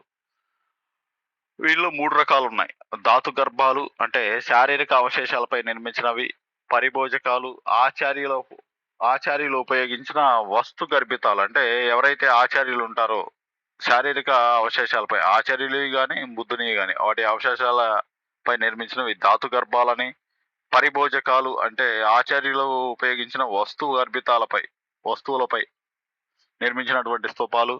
ఉద్దేశిక స్తూపాలు ఉద్దేశ ప్రకారం ధాతువులు లేకుండా నిర్మించినవి ఎలాంటి వస్తువులు కానీ అవశేషాలు కానీ లేకుండా నిర్మించినవే ధాతు లేకుండా నిర్మించినవి ఉద్దేశిక స్తూపాలు. అందులో ముఖ్యంగా ఆంధ్రప్రదేశ్లో బట్టిప్రోలు, అమరావతి, జగ్గాయపేట, ఘంటసాల, శాలిహోండం స్తూపాలు చాలా ప్రాచీనాలైన ధాతు గర్భాలు.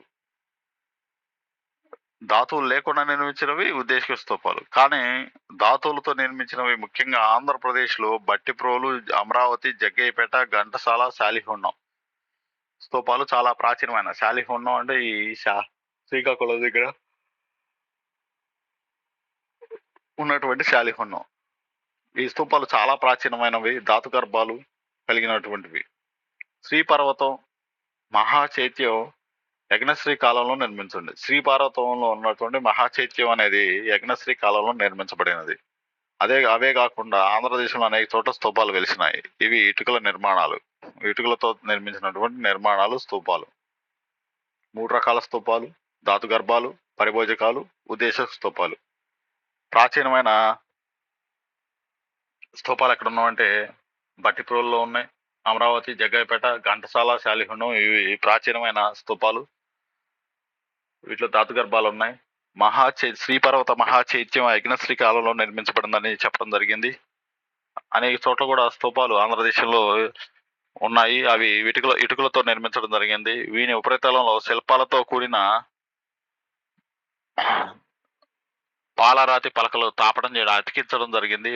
ఆంధ్రదేశ స్తూపాలన్నింటిలో అమరావతి స్తూపం చాలా అద్భుతమైన నిర్మాణం అని కూడా చెప్పడం జరిగింది. పునాదుల చెంత ఈ స్తూపం వ్యాసం 162 అడుగులు పునాదుల దగ్గర.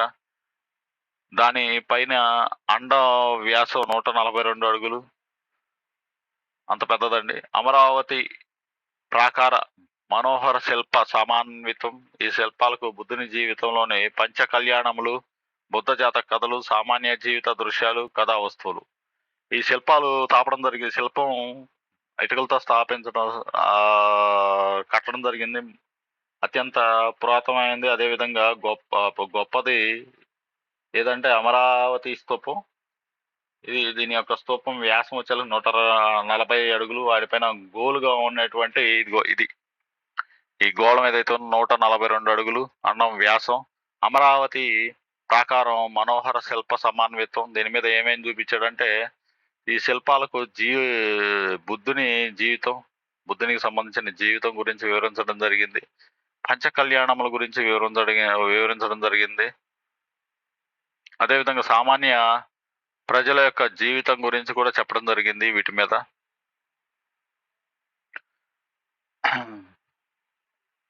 జీవిత దృశ్యాలు, సామాన్య జీవిత దృశ్యాలు కూడా కథా వస్తువులు. కృష్ణాలోయలోని స్తూపాలలో చాలా వాటికి 4 దిక్కులందు వేదికలు వాటిపై 5 ఆయక స్తంభాలు కూడా ఉండేవి. పంచకళ్యాణాలను బుద్ధుని జననం, నిష్క్రమణం, సంబోధి, ధర్మచక్ర ప్రవర్తనం, నిర్యాణం సూచిస్తాయి. ఈ పంచకళ్యాణాలు ఏం సూచిస్తాయంటే బుద్ధుని పుట్టడం కాడి నుంచి నిష్క్రమణం, సంబోధి, ధర్మచక్ర ప్రవర్తనం, మహాపరినిర్వాణం, అతను సమాధి అయ్యేంత వరకు కూడా సూచిస్తాయి అని చెప్పడం జరిగింది. ధర్మ చక్ర పరివర్తనలో ఇవి ఉద్దేశిక స్తూపం. ఆంధ్రదేశంలో ఉద్దేశిక స్తూపాలు అనకాపల్లి చెంత, సంగారంలోని లింగాల మెట్టలో, గుట్టుపల్లిలో కనిపిస్తాయి. ఈ ఉద్దేశిక స్తూపాలు ఎక్కడెక్కడ కనిపిస్తాయంటే అందులో ఏ ధాతువులు ఉండవు.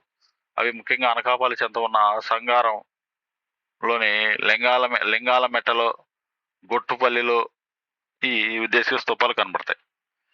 చైత్య గృహం, అసలు చైత్యం స్తూపం అయిపోయింది. చైత్య గృహం అంటే ఏంది? పూజా వస్తువుగా చైత్యం గాని, బుద్ధ విగ్రహం గాని ఉండి నిత్యార్చనకు ఉపయోగించు ఆలయమే చైత్య గృహం. చైత్య గృహం అంటే ఏంటంటే పూజలు చేసుకోవడానికి మన ఆలయాలు ఎలా ఉంటాయి అలాంటివి చైత్యాలయాలు.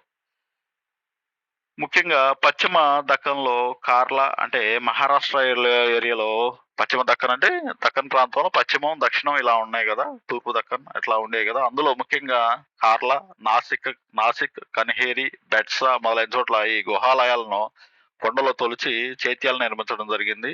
వీనిలో కార్లా చాలా అందమైన గృహాలయం. మీరు ఇక్కడ చూస్తున్నారు కార్లాకు సంబంధించి గుహాలయాలు అవి.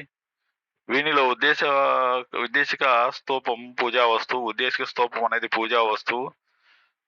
ఆంధ్రదేశంలో గుట్టుపల్లిలో నిట్టి చైత్యాలయం ఉంది. గుట్టుపల్లిలో ఇలాంటి చైత్యాలయం ఉంది. ఇది ఇది చాలా ప్రాచీనమైనది. అదేవిధంగా శంకరంలో గుహాలయాలు ఉన్నాయి. నాగార్జునకొండ ఇవి ఇటుకలతో నిర్మాణాలైన చైత్యములు గుట్టుపల్లిలో ఉన్నాయి. ఇటుకలతో నిర్మాణాలైనటువంటి చైత్యంలో గుట్టుపల్లిలో ఉన్నాయి. నాగార్జునకొండ, రామతీర్థం, శాలిహొండం మొదలైన చోట్ల ఇలాంటి గుట్టుపల్లి ఇలాంటివి ఉన్నాయన్నమాట. ఇది ఇది రామతీర్థానికి సంబంధించింది. ఇది మహారాష్ట్రలో కార్లేకి సంబంధించింది. ఇది మనకి గుట్టుపల్లి చైత్యాలకు సంబంధించినవి కూడా ఇక్కడ మనం చూపించడం జరిగింది. విరా విహార సంగారావాలు, ఇప్పుడు మనం చైత్యాలు చూసాం, ఆలయం పూజా వస్తువుగా ఉపయోగించడానికి ఆలయం టైప్ అన్నమాట. విహారాలు వర్షాకాలంలో బౌద్ధ భిక్షులు నివాసానికి ఉద్దేశించినవి విహారాలు. వర్షాకాలంలో బౌద్ధులు ఈ విహారాల్లోనే ఉండేవాడు అనమాట. విహారాలు అంటే రెస్ట్ తీసుకునే ప్లేసులు అని కూడా చెప్పవచ్చు. ఒకే ఆవరణలో 3-4 విహారాలు ఉంటాయి. ఒకే ఏరియాలో 3-4 విహారాలు ఉంటాయి ఒక ప్రాంతంలోనే, ఒక ఆవరణలోనే. అధ్యాపనులు అనుకూలమైనదిగా ఉండే ఈ విహారాలు, ఈ సంగారామం అని కూడా అంటారు వీటిని. పశ్చిమ డెక్కన్లో పెక్కు గుహా విహారాలు ఉన్నాయి. పశ్చిమ డెక్కన్లో ఇవి చాలా ఉన్నాయి. ఈ శాలిహొండం మీరు చూశారు, ఈ రామతీర్థానికి సంబంధించి, నాగార్జున కొండకు సంబంధించినవి ఇవి. ఆంధ్రదేశంలో గుట్టుపల్లిలోని గుహా విహారాలు ఉన్నాయి. ఇటుకలతో నిర్మాణాలైన విహారాలు పలు చోట్ల బయలుపడ్డాయి. ఇటుకలతో నిర్మించబడినటువంటి పలు విహారాలు కూడా ఉన్నాయి. వీటిలో శాలిహొండం, రామతీర్థం, నాగార్జున కొండ మొదలైనవి. శాలిహొండంలో ఉన్నటువంటి విహారం ఇది. అదేవిధంగా రామతీర్థంలో ఉన్నటువంటి విహారము, నాగార్జున కొండలో ఉన్నటువంటి విహారాలు. ఈ విహారాల్లో వీళ్ళు నివాసానికి ఉద్దేశించిన విహారాలు అని చెప్పడం జరిగింది. మీకు పూర్తిగా మీరు చూడండి, రామతీర్థంలో విహారం ఎలా ఉందో. ఒక 3-4 కలిపి ఈ విహారాల్లో ఒక ప్లేస్ లో ఇచ్చేవాళ్ళు. ఒక ఏరియాలో ఉన్న విహారంలో 3-4 ఉండేవాళ్ళు. ఇందులో సంఘారామాలు అనేవాళ్ళు వాటిని. అదేవిధంగా ఇక్కడ ఏం చెప్పడం జరిగింది, సంగారామం అనే మాట ఎలా వచ్చిందంటే, అనకాపల్లి చెంత నేటి శంకరం అనే గ్రామం సంగారామం మాటకు బుద్ధారామానికి భ్రష్ట రూపాలే. సాధారణంగా ప్రతి సంగారామంలో 5 విభాగాలు ఉండేవి. వీటిని ఈ శాలిహుండం, రామతీర్థం, అదేవిధంగా నాగార్జున కొండకు సంబంధించి మొదలైన ప్రాంతాల్లో ఈ సంగారామం అంటే ఏంటంటే శాలిహుండం, వీటి ఏవైతే ఇవి 3-4 విహారాలను కలిపి ఒక సంగారామం అనేవాడు. ఒక ఆవరణలో ఉంటాయి కలిపి. అవి ముఖ్యంగా ఆంధ్రదేశంలో గుట్టుపల్లిలో ఈ గుహ విహారాలు లేదా విహారాలు ఉన్నాయని చెప్తున్నాడు. ఇటుకలతో నిర్మితమైన విహారాలు పలుచోట్ల బయటపడ్డాయి. వీళ్ళలో శాలిహుండం అనేది శాలిహుండం ఒకటి, రామతీర్థం, నాగార్జున కొండ మొదలైన ప్రాంతాల్లోనివి సంగారామాలని చెప్పవచ్చు. వీటిని సంగారామం అంటారు ఈ మూడింటిని. అనకాపల్లి చెంత నేటి సంగరం అనే గ్రామం సంగారామం మాటకు బుద్ధారామానికి భ్రష్ట రూపాలే అని భ్రష్ట రూపాలే. సాధారణంగా ప్రతి సంగారామంలో 5 భాగాలు ఉండేవని చెప్తున్నాడు. ఈ భ్రష్ట రూపం, ఏ సంగారామానికి భ్రష్ట రూపం అంటే బుద్ధారామం అని మరో పదం అని చెప్పేసి కూడా అంటారు. ఇది ముఖ్యంగా ఈ ప్రతి సంగారామంలో 5 విభాగాలు ఉంటాయని చెప్తున్నాడు. సంగారామంలో 5 విభాగాలు. ఒకటి మహాచైత్యం, 2-3 దాని ముందు ఇరువైపులా చైత్య గృహాలు, స్తూప చైత్యం, రెండోది బుద్ధి చైత్యం, ఇలా 4 ఉండేవి. అదేవిధంగా 5వది ఏంటంటే ఈ నిర్మాణాలను ప్రార్థన, విద్యా బోధనలకు వీలైన మండపం కూడా ఉండేది. అదేవిధంగా ఈ నిర్మాణాలను ప్రవేశించిన విహారములు.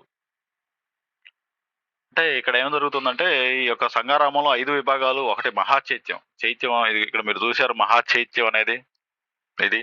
ఈ ప్రాంతం మొత్తం సంగారామం అంటే 3-4 విహారాలు ఉండే ఇందులో. వాటిని అందరినీ కలిపి సంగారామం అనవచ్చు. ఇది గుట్టుపల్లిలో ఉన్నటువంటి మహాచైత్యం ఫస్ట్ది. దానికి ముందు ఇరువైపులా చైత్య గృహాలు, అటువైపు ఇటువైపు చైత్య గృహాలు ఉండేవి. చూస్తే అటువైపు ఇటువైపు చైత్య గృహాలు ఉండేవి. ఇక్కడ చూడండి, ఇవన్నీ చైత్య గృహాలే. ఇది స్తూపం మహాచైత్యం అనొచ్చు.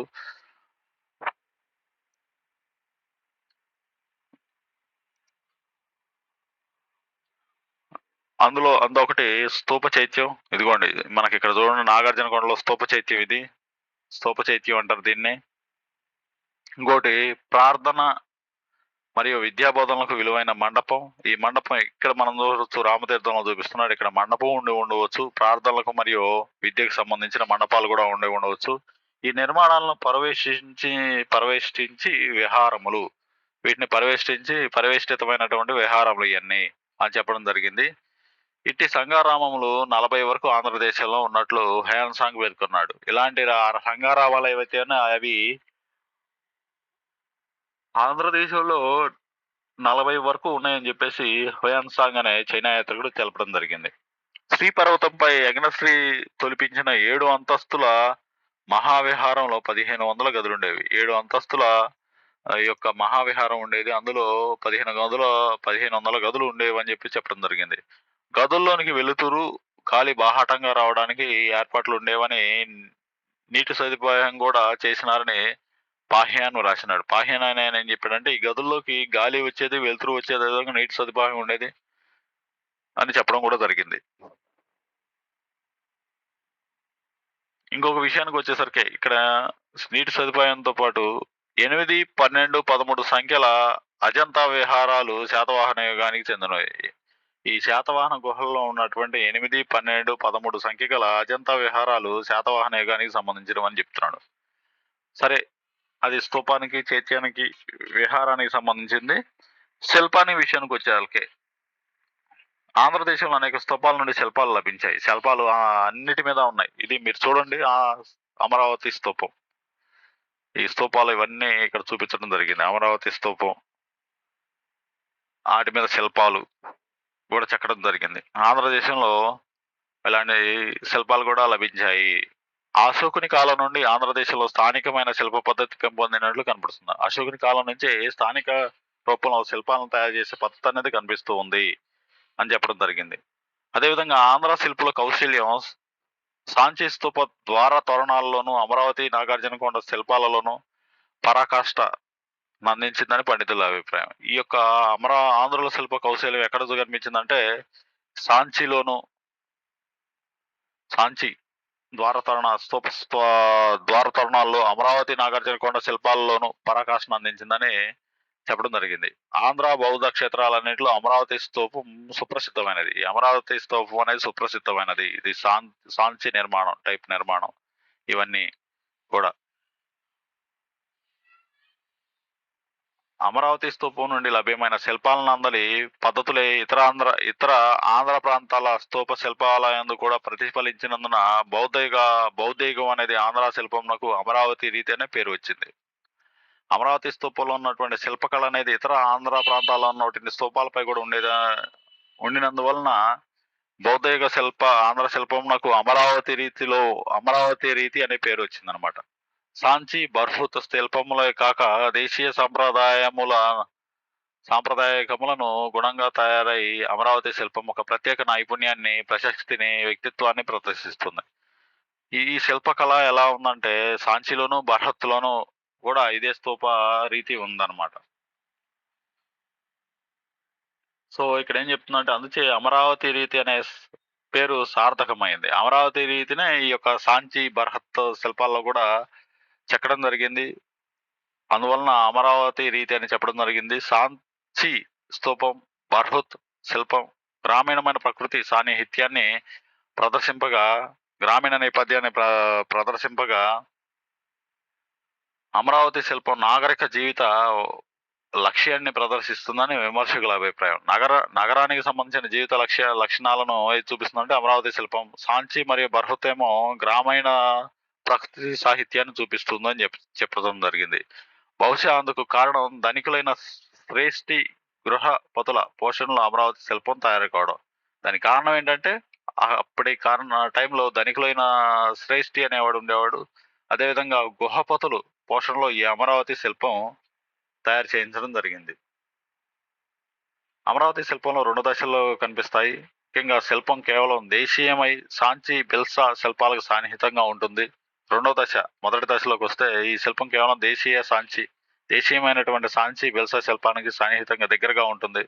రెండో దశ వచ్చేసి శిల్పంలో గాంధార శిల్ప ఛాయలు ఎక్కువగా కనిపిస్తాయి. గాంధార శిల్ప అనేది క్రమం అనేది కనిపిస్తూ ఉంటుంది.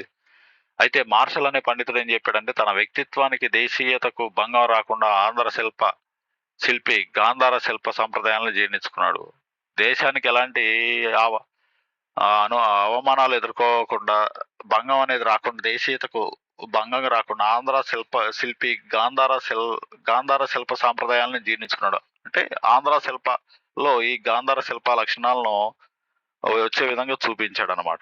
ఎవరికి ఎలాంటి అభ్యంతరకరమైన విధంగా లేకుండా. నాగార్జునకొండ, రామిరెడ్డిపల్లి గోలి శిల్పాల్లో చాలా భాగం రెండో దశకు చెందినదనమాట. ఈ గాంధార శిల్ప ఛాయలు ఎక్కువగా కనిపిస్తాయి ఆంధ్ర శిల్పకళలో అనేది.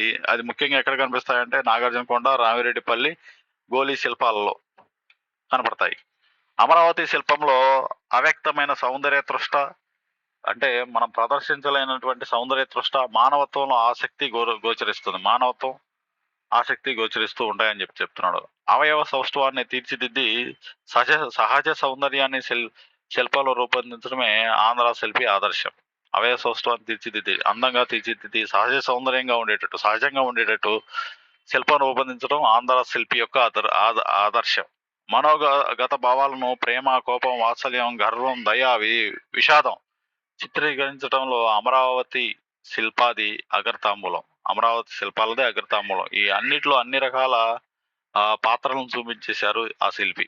స్త్రీ పురుషుల శిల్పాలలో కానీ, పశుపక్ష్యాది శిల్పాలలో కానీ స్తబ్దత గోచరించదు. ఎలాంటి స్తబ్దత అనేది గోచరించదు ఈ శిల్పాలలో. అమరావతి శిల్పాన్ని దర్శించేటప్పుడు చైతన్య పూరితం ఉంటుంది. ఆదర్శప్రాయమైన సౌందర్యలోక ప్రత్యక్షమైనట్లు కూడా కనబడుతుంది అనమాట. అదేవిధంగా శిల్పంతో పాటు చిత్రలేఖనం కూడా వచ్చే దశలోనే ఉంది. ఇంకా అప్పటికి పెద్దగా డెవలప్ అనేది జరగలేదు. శిల్పంతో పాటు చిత్రలేఖనం అనేది కూడా వచ్చే దశలోనే ఉంది. ఒక రకమైన కొద్దిగా చిన్నగా డెవలప్ అవుతుంది. అజంతా 10వ గుహలోని శ్వేత గజ జాతక చిత్రం శాతవాహన యుగానికి సంబంధించింది. ఏ గుహలోనిది జాతకం అనేది శ్వేత గజ జాతకం అనే చిత్రము శాతవాహన యుగానికి సంబంధించింది. అది ఏ గుహలో ఉన్నదంటే అజంతాలో ఉన్నటువంటి 10వ గుహలోనిది. ఆనాటి ప్రజలు రామాయణ మహాభాగవతాది పురాణాలను ఇండ్ల గోడలపై చిత్రించుకున్నారనే ఇది సప్తసతి వలన తెలుస్తుంది. సప్తసతి ఏం చెప్తుందంటే ఆ టైంలోనే పురాణ గాథలను ఇంటి గోడలపై, రామాయణ భాగవతాది పురాణాలను ఇంటి గోడలపై చిత్రించుకున్నారు అని చెప్పేసి గాథ సప్తసతి తెలుస్తుంది. శ్వేత గజ జాతక చిత్రం అనేది శాతవాహన యుగానికి సంబంధించింది. అది అజంతా గృహలో 10వ గృహలో ఉందని చెప్పడం జరిగింది. సరే, మనం యజ్ఞశ్రీ శాతకర్ణి దశలో ఆచార్య నాగార్జునుడు అనేవాడు వచ్చాడు. ఆయన గురించి మనం తెలుసుకోవాల్సింది ఏంటంటే ఇక్కడ చూద్దాం. మహాయానానికి ఆద్యుడు. మహాయాన మతాన్ని ప్రారంభించి కనిష్కుని సమకాలీనుడైన అశ్వఘోషుడు. ఇతని కాలం మహాయాన అశ్వఘోషుడికి సమకాలీనుడు, కనిష్కుని సమకాలీనుడైన అశ్వఘోషుడు వాళ్ళ కాలానికి సంబంధించిన వాడు. ఇతని కాలం క్రీస్తు శకం 100. మహాయానం విశేష వ్యాప్తి చెందడానికి కారకుడు నాగార్జునుడు. క్రీస్తు శకం 2వ శతాబ్దంలో నివసించిన ఆచార్య నాగార్జునుడు అన్నమాట. ఇటు కనిష్కునికి సమకాలీనుడై అశ్వఘోషుడికి కూడా సమకాలీనుడే. ఆచార్య నాగార్జునుని జన్మస్థలం విదర్భ అని కొంతమంది చెప్పారు. అదేవిధంగా ఈ బ్రాహ్మణుడు బాల్యంలోనే సన్యాసించి హిందూ మత తత్వాన్ని అభ్యసించాడు. ఆ తర్వాత బౌద్ధ మతాన్ని స్వీకరించి మహాయాన మత వృద్ధికి తన జీవితాన్ని దారపోశాడు నాగార్జునుడు. కొంతకాలం నాలంద విశ్వవిద్యాలయంలో అధ్యాపకుడుగా ఉండి ఆ పిమ్మట శ్రీపర్వతాన్ని అంటే నాగార్జునకొండను తన కేంద్రంగా చేసుకున్నాడు. ఆ శ్రీపర్వతమే నేటి నాగార్జునకొండ. నాగార్జునుడు యజ్ఞశ్రీ శాతకర్ణికి కూడా సమకాలీకుడు. ఈ ఆచార్యుడు నాగార్జునకొండ వద్ద విశ్వవిద్యాలయాన్ని స్థాపించాడు. విశ్వవిద్యాలయాన్ని కూడా నాగార్జునకొండ దగ్గర స్థాపించాడు నాగార్జునుడు. భారతదేశం నుండి మాత్రమే కాకుండా చైనా, సింహాళం, జావా దేశాల నుండి కూడా ఇతనికి విద్యార్థులు వచ్చేవాడు. చైనా నుంచి కూడా వచ్చేవాడు, సింహాళం, శ్రీలంక, ఇండోనేషియాలో జావా ద్వీపాల నుంచి కూడా ఇక్కడికి విద్యార్థులు చదువుకోవడానికి వచ్చేవాడు నాగార్జునకొండకి. అందుకని మన నాగార్జున యూనివర్సిటీ గుంటూరులో ఆ పేరుతో స్థాపితమైంది. నాగార్జునుడు ఇతని గుర్తుగా. నాగార్జునుడు తత్వశాస్త్రంలో మాత్రమే కాకుండా వైద్య రసాయన శాస్త్రాల్లో సైతం పండితుడు. బౌద్ధ తత్వశాస్త్రంలో మాధ్యమిక మతం అనే కొత్త ధోరణిని తీసుకొచ్చింది కూడా నాగార్జునుడే. నిరంతర పరిణామశీలమైన ప్రపంచానికంటే అతీతమైన మార్పు లేని శాశ్వత బ్రహ్మ పదార్థం అవుతుందని, ఎలాంటి ఈ యొక్క అతీతమైన నిరంతర పరిణామశీలమైన ప్రపంచానికంటే, ఎప్పుడు పరిణామం చెందే ప్రపంచం కంటే కూడా మార్పు లేనటువంటి ఒకేలాగా ఉండేటువంటి శాశ్వత బ్రహ్మ పదార్థం అవుతుందని దాన్ని గ్రహించుటే జీవిత లక్ష్యం అని ఉపనిషత్తులు ప్రతిపాదించాయి. ఈ జడాత్మక దృష్టిని ఖండించి గౌతమ బుద్ధుడు శాశ్వత సత్యం బ్రహ్మ పదార్థం ఏమీ లేదని, ప్రతిదీ మారిపోతుంటుందనే గతి తార్కిక దృష్టిని భారతీయ తాత్విక రంగంలో ప్రవేశపెట్టాడు నాగార్జునుడు. అంటే బ్రహ్మ పదార్థం ఉంటుందని చెప్పడం జరిగింది ఈ యొక్క ఉపనిషత్తులు. అలాంటిది ఏమీ లేదని చెప్పేసి నాగార్జునుడు కూడా చెప్పాడు. నాగార్జునుడు గొప్ప విద్వాంసుడు, స్వయంగా రచయిత, స్వయంగా రచించినవి పాత గ్రంథాలను పెంచి వ్యాఖ్యానాలు రాసినవి. మొత్తం 24 గ్రంథాలు నాగార్జునుని రచనలుగా నేటికి నిలిచి ఉన్నాయి. నాగార్జున గ్రంథాలు అతి ముఖ్యమైనవి సృహులేఖ. సృహులేఖ అనేది యజ్ఞశ్రీ శాతకర్ణికి రాసినటువంటి లేఖ. అది ఒక గ్రంథము. ప్రజ్ఞ పారమిత అనేది ఇంకొకటి. తన మిత్రుడు పోషకుడైన శ్రీ యజ్ఞశ్రీ శాతకర్ణికి వివిధ విషయాలను వివరిస్తూ నాగార్జునుడు రాసిన సృహులేఖ మహాయాన మాధ్యమికవాద సూత్రాలను వివరిస్తూ రాసిన బృహత్ గ్రంథం ప్రజ్ఞా పారమిత. ఈ ప్రజ్ఞా పారమిత దేని గురించి వివరిస్తుంది? ఇతను మహాయానానికి మాధ్యమికవాదం గురించి రాశాడు. సృహులేఖ నాగార్జునుడు రాసినటువంటి వివిధ రకాలు అంటే పాలన గురించి మరియు వివిధ రకాల విషయాల గురించి నాగార్జునుడు యజ్ఞశ్రీ శాతకర్ణికి రాసినటువంటి లేఖ సృహులేఖ. మానవ విజ్ఞానం ఈ గ్రంథంలో అత్యున్నత స్థాయి అందుకుందని సూచించేందుకు ఈ గ్రంథానికి ప్రజ్ఞా పారమిత, విజ్ఞానికి సరిహద్దులు అని నామకరణం చేశాడు నాగార్జునుడు. నాగార్జున కాలంలో ఆంధ్రదేశంలో అమరావతి, బట్టెప్రోలు, జగ్గయ్యపేట, నందిగామ, ఘంటసాల, గుడివాడ, నాగార్జునకొండ, గోలి, ఆధర్రు, శంఖారం, బొజ్జనకొండ, రామతీర్థం, సలిహొండ మొదలైన ప్రాంతాల్లోనూ అదేవిధంగా తెలంగాణలోని గుమ్మడి దర్రు, ఆలూరు, కొండాపురం, ఫణిగిరి, గాజులబండ మొదలైన చోట్ల బౌద్ధ ఆరామాలు ఉండేవి. హిందూ మతాధరణ పేరుతో ఆ తర్వాత రాజులు, మతాచార్యులు వీటిలో పెక్కింటిని ధ్వంసం చేశారు. నాగార్జునుని చారుని కొరకు నాగార్జున కొండలో యజ్ఞశ్రీ శాతకర్ణి కట్టించిన పారావత విహారాన్ని 5వ శతాబ్దంలో భారతదేశం పర్యటించి ఫాహ్యాన్ని ఇలా వర్ణించాడు. ఈ భవనంలో 5 అంతస్తులు ఉన్నాయి. క్రింది అంతస్తులో 500 గదులు, ఆ పైన వరుసగా 400, 300, 200 గదులున్నాయి. కింది నుంచి పైకి ఏనుగు, సింహం, గుర్రం, ఎద్దు, పవనం ఆకారంలో ఈ అంతస్తులు నిర్మించారు అని చెప్పడం జరిగింది. సో ఇది వాస్తుకళ మరియు మతానికి సంబంధించింది. తర్వాత విదేశీ సంబంధాలు ఎలా ఉన్నాయి అనేది ఇక్కడ ఆంధ్ర సంస్కృతి ఎలా వ్యాప్తి చెందిందనేది ఇక్కడ చూపించడం జరిగింది. ప్రాచీన కాలం నుంచి ఆంధ్రులు నౌకాయానంలో ఆరితేరి విదేశాలతో సముద్రం మీద వాణిజ్యం జరిపేవారు. అదేవిధంగా ఆంధ్రదేశంలోని రేవు పట్టణాలు అవి జరుపుతున్న వాణిజ్యం పైన కూడా ప్రీవియస్గా మనం వివరించుకుందాం. వాణిజ్యం ఎకనామిక్ కాన్సెప్ట్లో వాణిజ్యంతో పాటు బర్మా, ఇండోనేషియా, సింహాలతో ఆంధ్రదేశ సాంస్కృతిక సంబంధాలను నెలకొల్పుకున్నది ఆంధ్రదేశం. అటు శ్రీలంకతోనూ వివిధ ఇండోనేషియాతోనూ బర్మాతోనూ ఈ సాంస్కృతిక సంబంధాలు బాగా విదేశీ సంబంధాలను నెలకొల్పినారు ఆంధ్ర శాతవాహనులు. అదేవిధంగా వలసలు కూడా స్థాపించారు రకరకాల ప్రాంతాల్లో. శాతవాహనుల కాలానికి బర్మాలో తైలాంగులు రామన్న దేశం అనే రాజ్యం స్థాపించారు. వీరి రాజధాని హంసవటి పెగు నగరం అన్నమాట. దీనికి ఉత్తరంగా శ్రీక్షేత్రము లేదా బనవాసి రాజ్యం ఏర్పడింది. అనేది ఏర్పడింది. క్రీస్తు శకం 5వ శతాబ్దిలో ఈ రాజ్యాన్ని శాన్ లాన్క్రోమ్ పాలించాడు. ఆ పేరు వేంగిని పాలిస్తున్న శాలంకాయన పేరును తలపిస్తూ ఉంది. ఈ వంశస్థులే బర్మాలో బౌద్ధ మతం ప్రవేశపెట్టారు. అదేవిధంగా అమరావతి, నాగార్జునకొండ ప్రాంతంలో బౌద్ధం బర్మాలో ప్రచారమైందని ఏ బౌద్ధం బర్మాలో బౌద్ధం ప్రవేశపెట్టినారు. అమరావతి, నాగార్జునకొండ నుంచి ఏదైతే బౌద్ధం అనేది ప్రచారం జరిగిందో అది బర్మాలో కూడా ప్రచారం అయిందని నిహారారంజన్ రాయ్ అభిప్రాయం. రోమ్లోని కింబోగోన్ స్తూప శిల్పాలు అమరావతి శైలిలో ఉన్నాయి.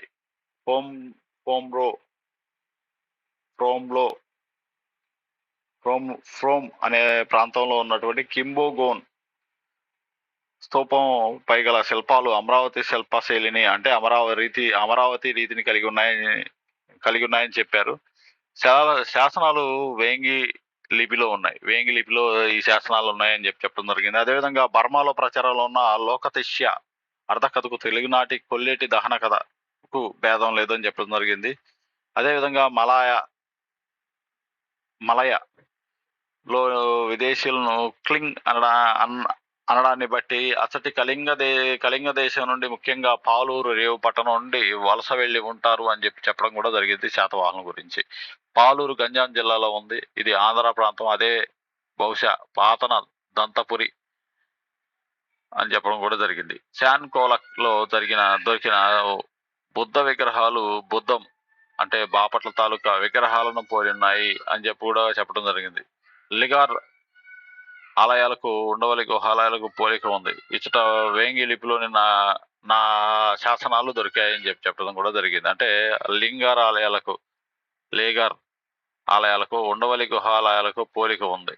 ఇచ్చట వేంగి లిపిలోని శాసనాలు దొరికాయి. అశోకుని కాలం నుండి ఆంధ్ర సింహాల మధ్య రాకపోకలు జరిగాయి. అశోకుని కాలంలోనే ఆంధ్ర మరియు శ్రీలంకల మధ్య రాకపోకలు ఉండేవి. సింహాలాన్ని సమైక్యం చేసి పాలించిన విజయుడు ఆంధ్రదేశం నుండి వడ్రంగులను రప్పించి నౌకలు నిర్మించాడనే గాథ ప్రచారంలో కూడా ఉంది. విజయుడు అనేవాడు ఆంధ్రదేశం నుండి వడ్రంగులు రప్పించి నౌకలు నిర్మించాడనే కూడా కథ కూడా ప్రచారంలో ఉంది. దుత్తగామిని అనురాధపురంలోనే నిర్మించిన స్తూపావిష్కరణ సందర్భంలో కృష్ణాముఖ ద్వారంలోనే పల్లవ బొగ్గ అంటే నేటి పల్నాడు నుండి వేల మంది బౌద్ధ భిక్షువులు హాజరైనారని మహావంశ చెబుతుంది. నాగార్జునకొండలో సింహాల బౌద్ధులకు ప్రత్యేకించి సింహాల విహారం ఏర్పాటు చేయబడింది. ఆచార్య నాగార్జునుడు దర్శించిన నాగలోకం సింహాలమని కొందరు కూడా అభిప్రాయపడ్డారు.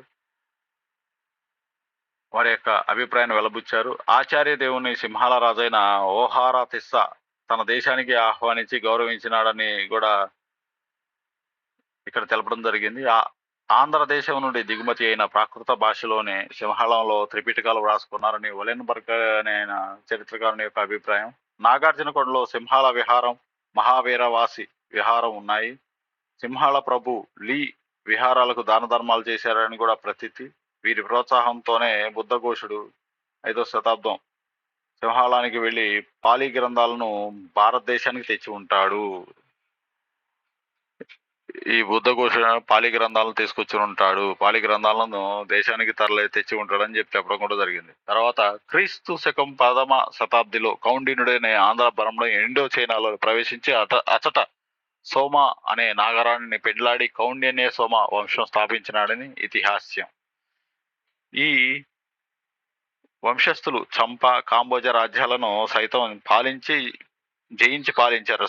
ఈ కంబోడియా, చంపా ఈ ఏరియాలను పరిపాలించారని. కాంబోజా దేశానికే తెలుగులో ప్రచారంలో ఉన్న కాంబోజరాజు కథకు సంబంధం పరిశీలించవలసి ఉంది అని చెప్పడం జరిగింది. ఈ రాజ్యాలను నిలిన రాజుల పేర్లు వేంగి నిలిన శాలంకాయన విష్ణుకు నిలిన వంశాల్లోనే రాజుల పేర్లుతో పోలి ఉన్నాయి అని కూడా చెప్పడం జరిగింది. వీరు ధర్మ మహారాజాది రాజ బిరుదు కూడా ధరించారని కూడా చెప్పడం జరిగింది. వేదాంగాది విద్యలను అభ్యసించి ప్రావీణ్యులైనని కూడా చెప్పడం జరిగింది. చంపా రాజ్యం రాజధాని సింహాపురం. విశాఖపట్నం జిల్లాలో సింగుపురి కూడా ఉంది. ఇది దానికి మార్పు అయి ఉండవచ్చు అని కూడా అంటున్నారు. మార్పు కాదండి, దానికి సంబంధించిన అయి ఉండొచ్చు, అదే అయి ఉండొచ్చు అని కూడా ఒక అభిప్రాయం. ఇది మఠారా వంశానికి రాజధానిగా ఉండేది.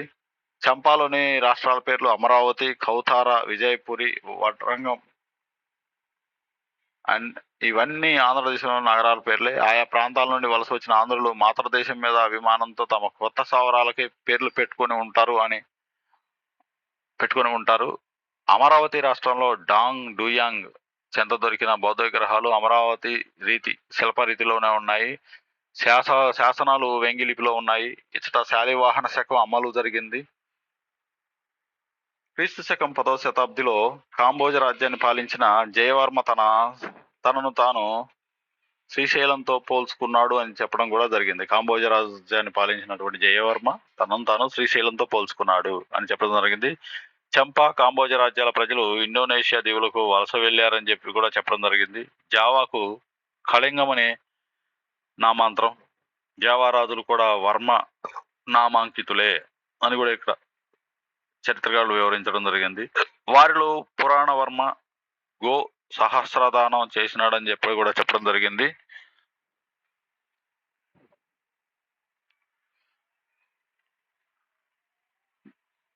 జావాలోని బొరోబుదురు సుప్రసిద్ధ బౌద్ధ క్షేత్రానికి సంగారామంలోని లింగాల మెట్ట నమూనా అని కొందరు అభిప్రాయం. ఇక్కడ అంటే జావాలో బరోదు బుధుడు అనే సుప్రసిద్ధ బౌద్ధ క్షేత్రం ఉండేది. దాని క్షేత్రానికి సంబంధించిన సంగారం ఈ లింగాల మెట్ట ఏదైతే ఉందో క్షేత్రానికి సంగారంలోని లింగాల మెట్ట అనే ప్రాంతంలో ఉన్నటువంటి నమూనా రెండు ఒకటే అని చెప్పేసి కొందరు చరిత్రకారుల అభిప్రాయం. ఇచ్చట శివకేశవులు ఆరాధింపబడినారు. హరిహర తత్వం ప్రచారమైంది. అంటే ఇద్దరు ఉన్నారు కాబట్టి హరిహర తత్వం ప్రచారమైంది. దేశంలో వలెనే తోలు బొమ్మలాట ప్రజల యొక్క ప్రధాన వినోదంగా ఉండేది. తెలుగుదేశంలో వలె కూడా అక్కడ ఆ ప్రాంతంలో ఈ యొక్క తోలు బొమ్మలాట అనేది ఒక ప్రధాన వినోదంగా ఉండేది అని కూడా చెప్పడం జరిగింది. ఈ విధంగా శాతవాహన యుగంలో సింహాలంతోనూ తూర్పు దేశాలతోనూ ఏర్పడిన వాణిజ్య సాంస్కృతిక సంబంధాలు రెడ్డి విజయనగర రాజుల పాలన వరకు కొనసాగాయి. సో ఇది ఇంతటితో శాతవాహన యుగానికి సంబంధించిన చాప్టర్ పూర్తయింది. మతం మరియు ఆర్ట్ అండ్ కల్చర్తో మనం కంప్లీట్ చేసాం. దీనికి సంబంధించిన క్వశ్చన్స్ నేను ప్రీవియస్ ఇయర్ క్వశ్చన్స్ చూసి అవి కూడా మీకు అందుబాటులో ఉంచగలను. ఈ వీడియో నచ్చినట్లయితే లైక్ చేయండి. తప్పనిసరిగా కొత్త వాళ్ళు ఎవరైనా ఉంటే సబ్స్క్రైబ్ చేసుకోగలరు. మీ ఫ్రెండ్స్కి ఈ వీడియో మీకు నచ్చినట్లయితే మీ ఫ్రెండ్స్ కూడా షేర్ చేయండి. So thank you. వీడియో మీకు చూస్తున్నందుకు, సబ్స్క్రిప్షన్ చేసుకున్న ఆస్పిరెంట్స్ అందుకు ఈ వీడియో ఉపయోగపడుతుంది అనుకుంటున్నాను. Thank you very much. Signing off APSC dream YouTube channel.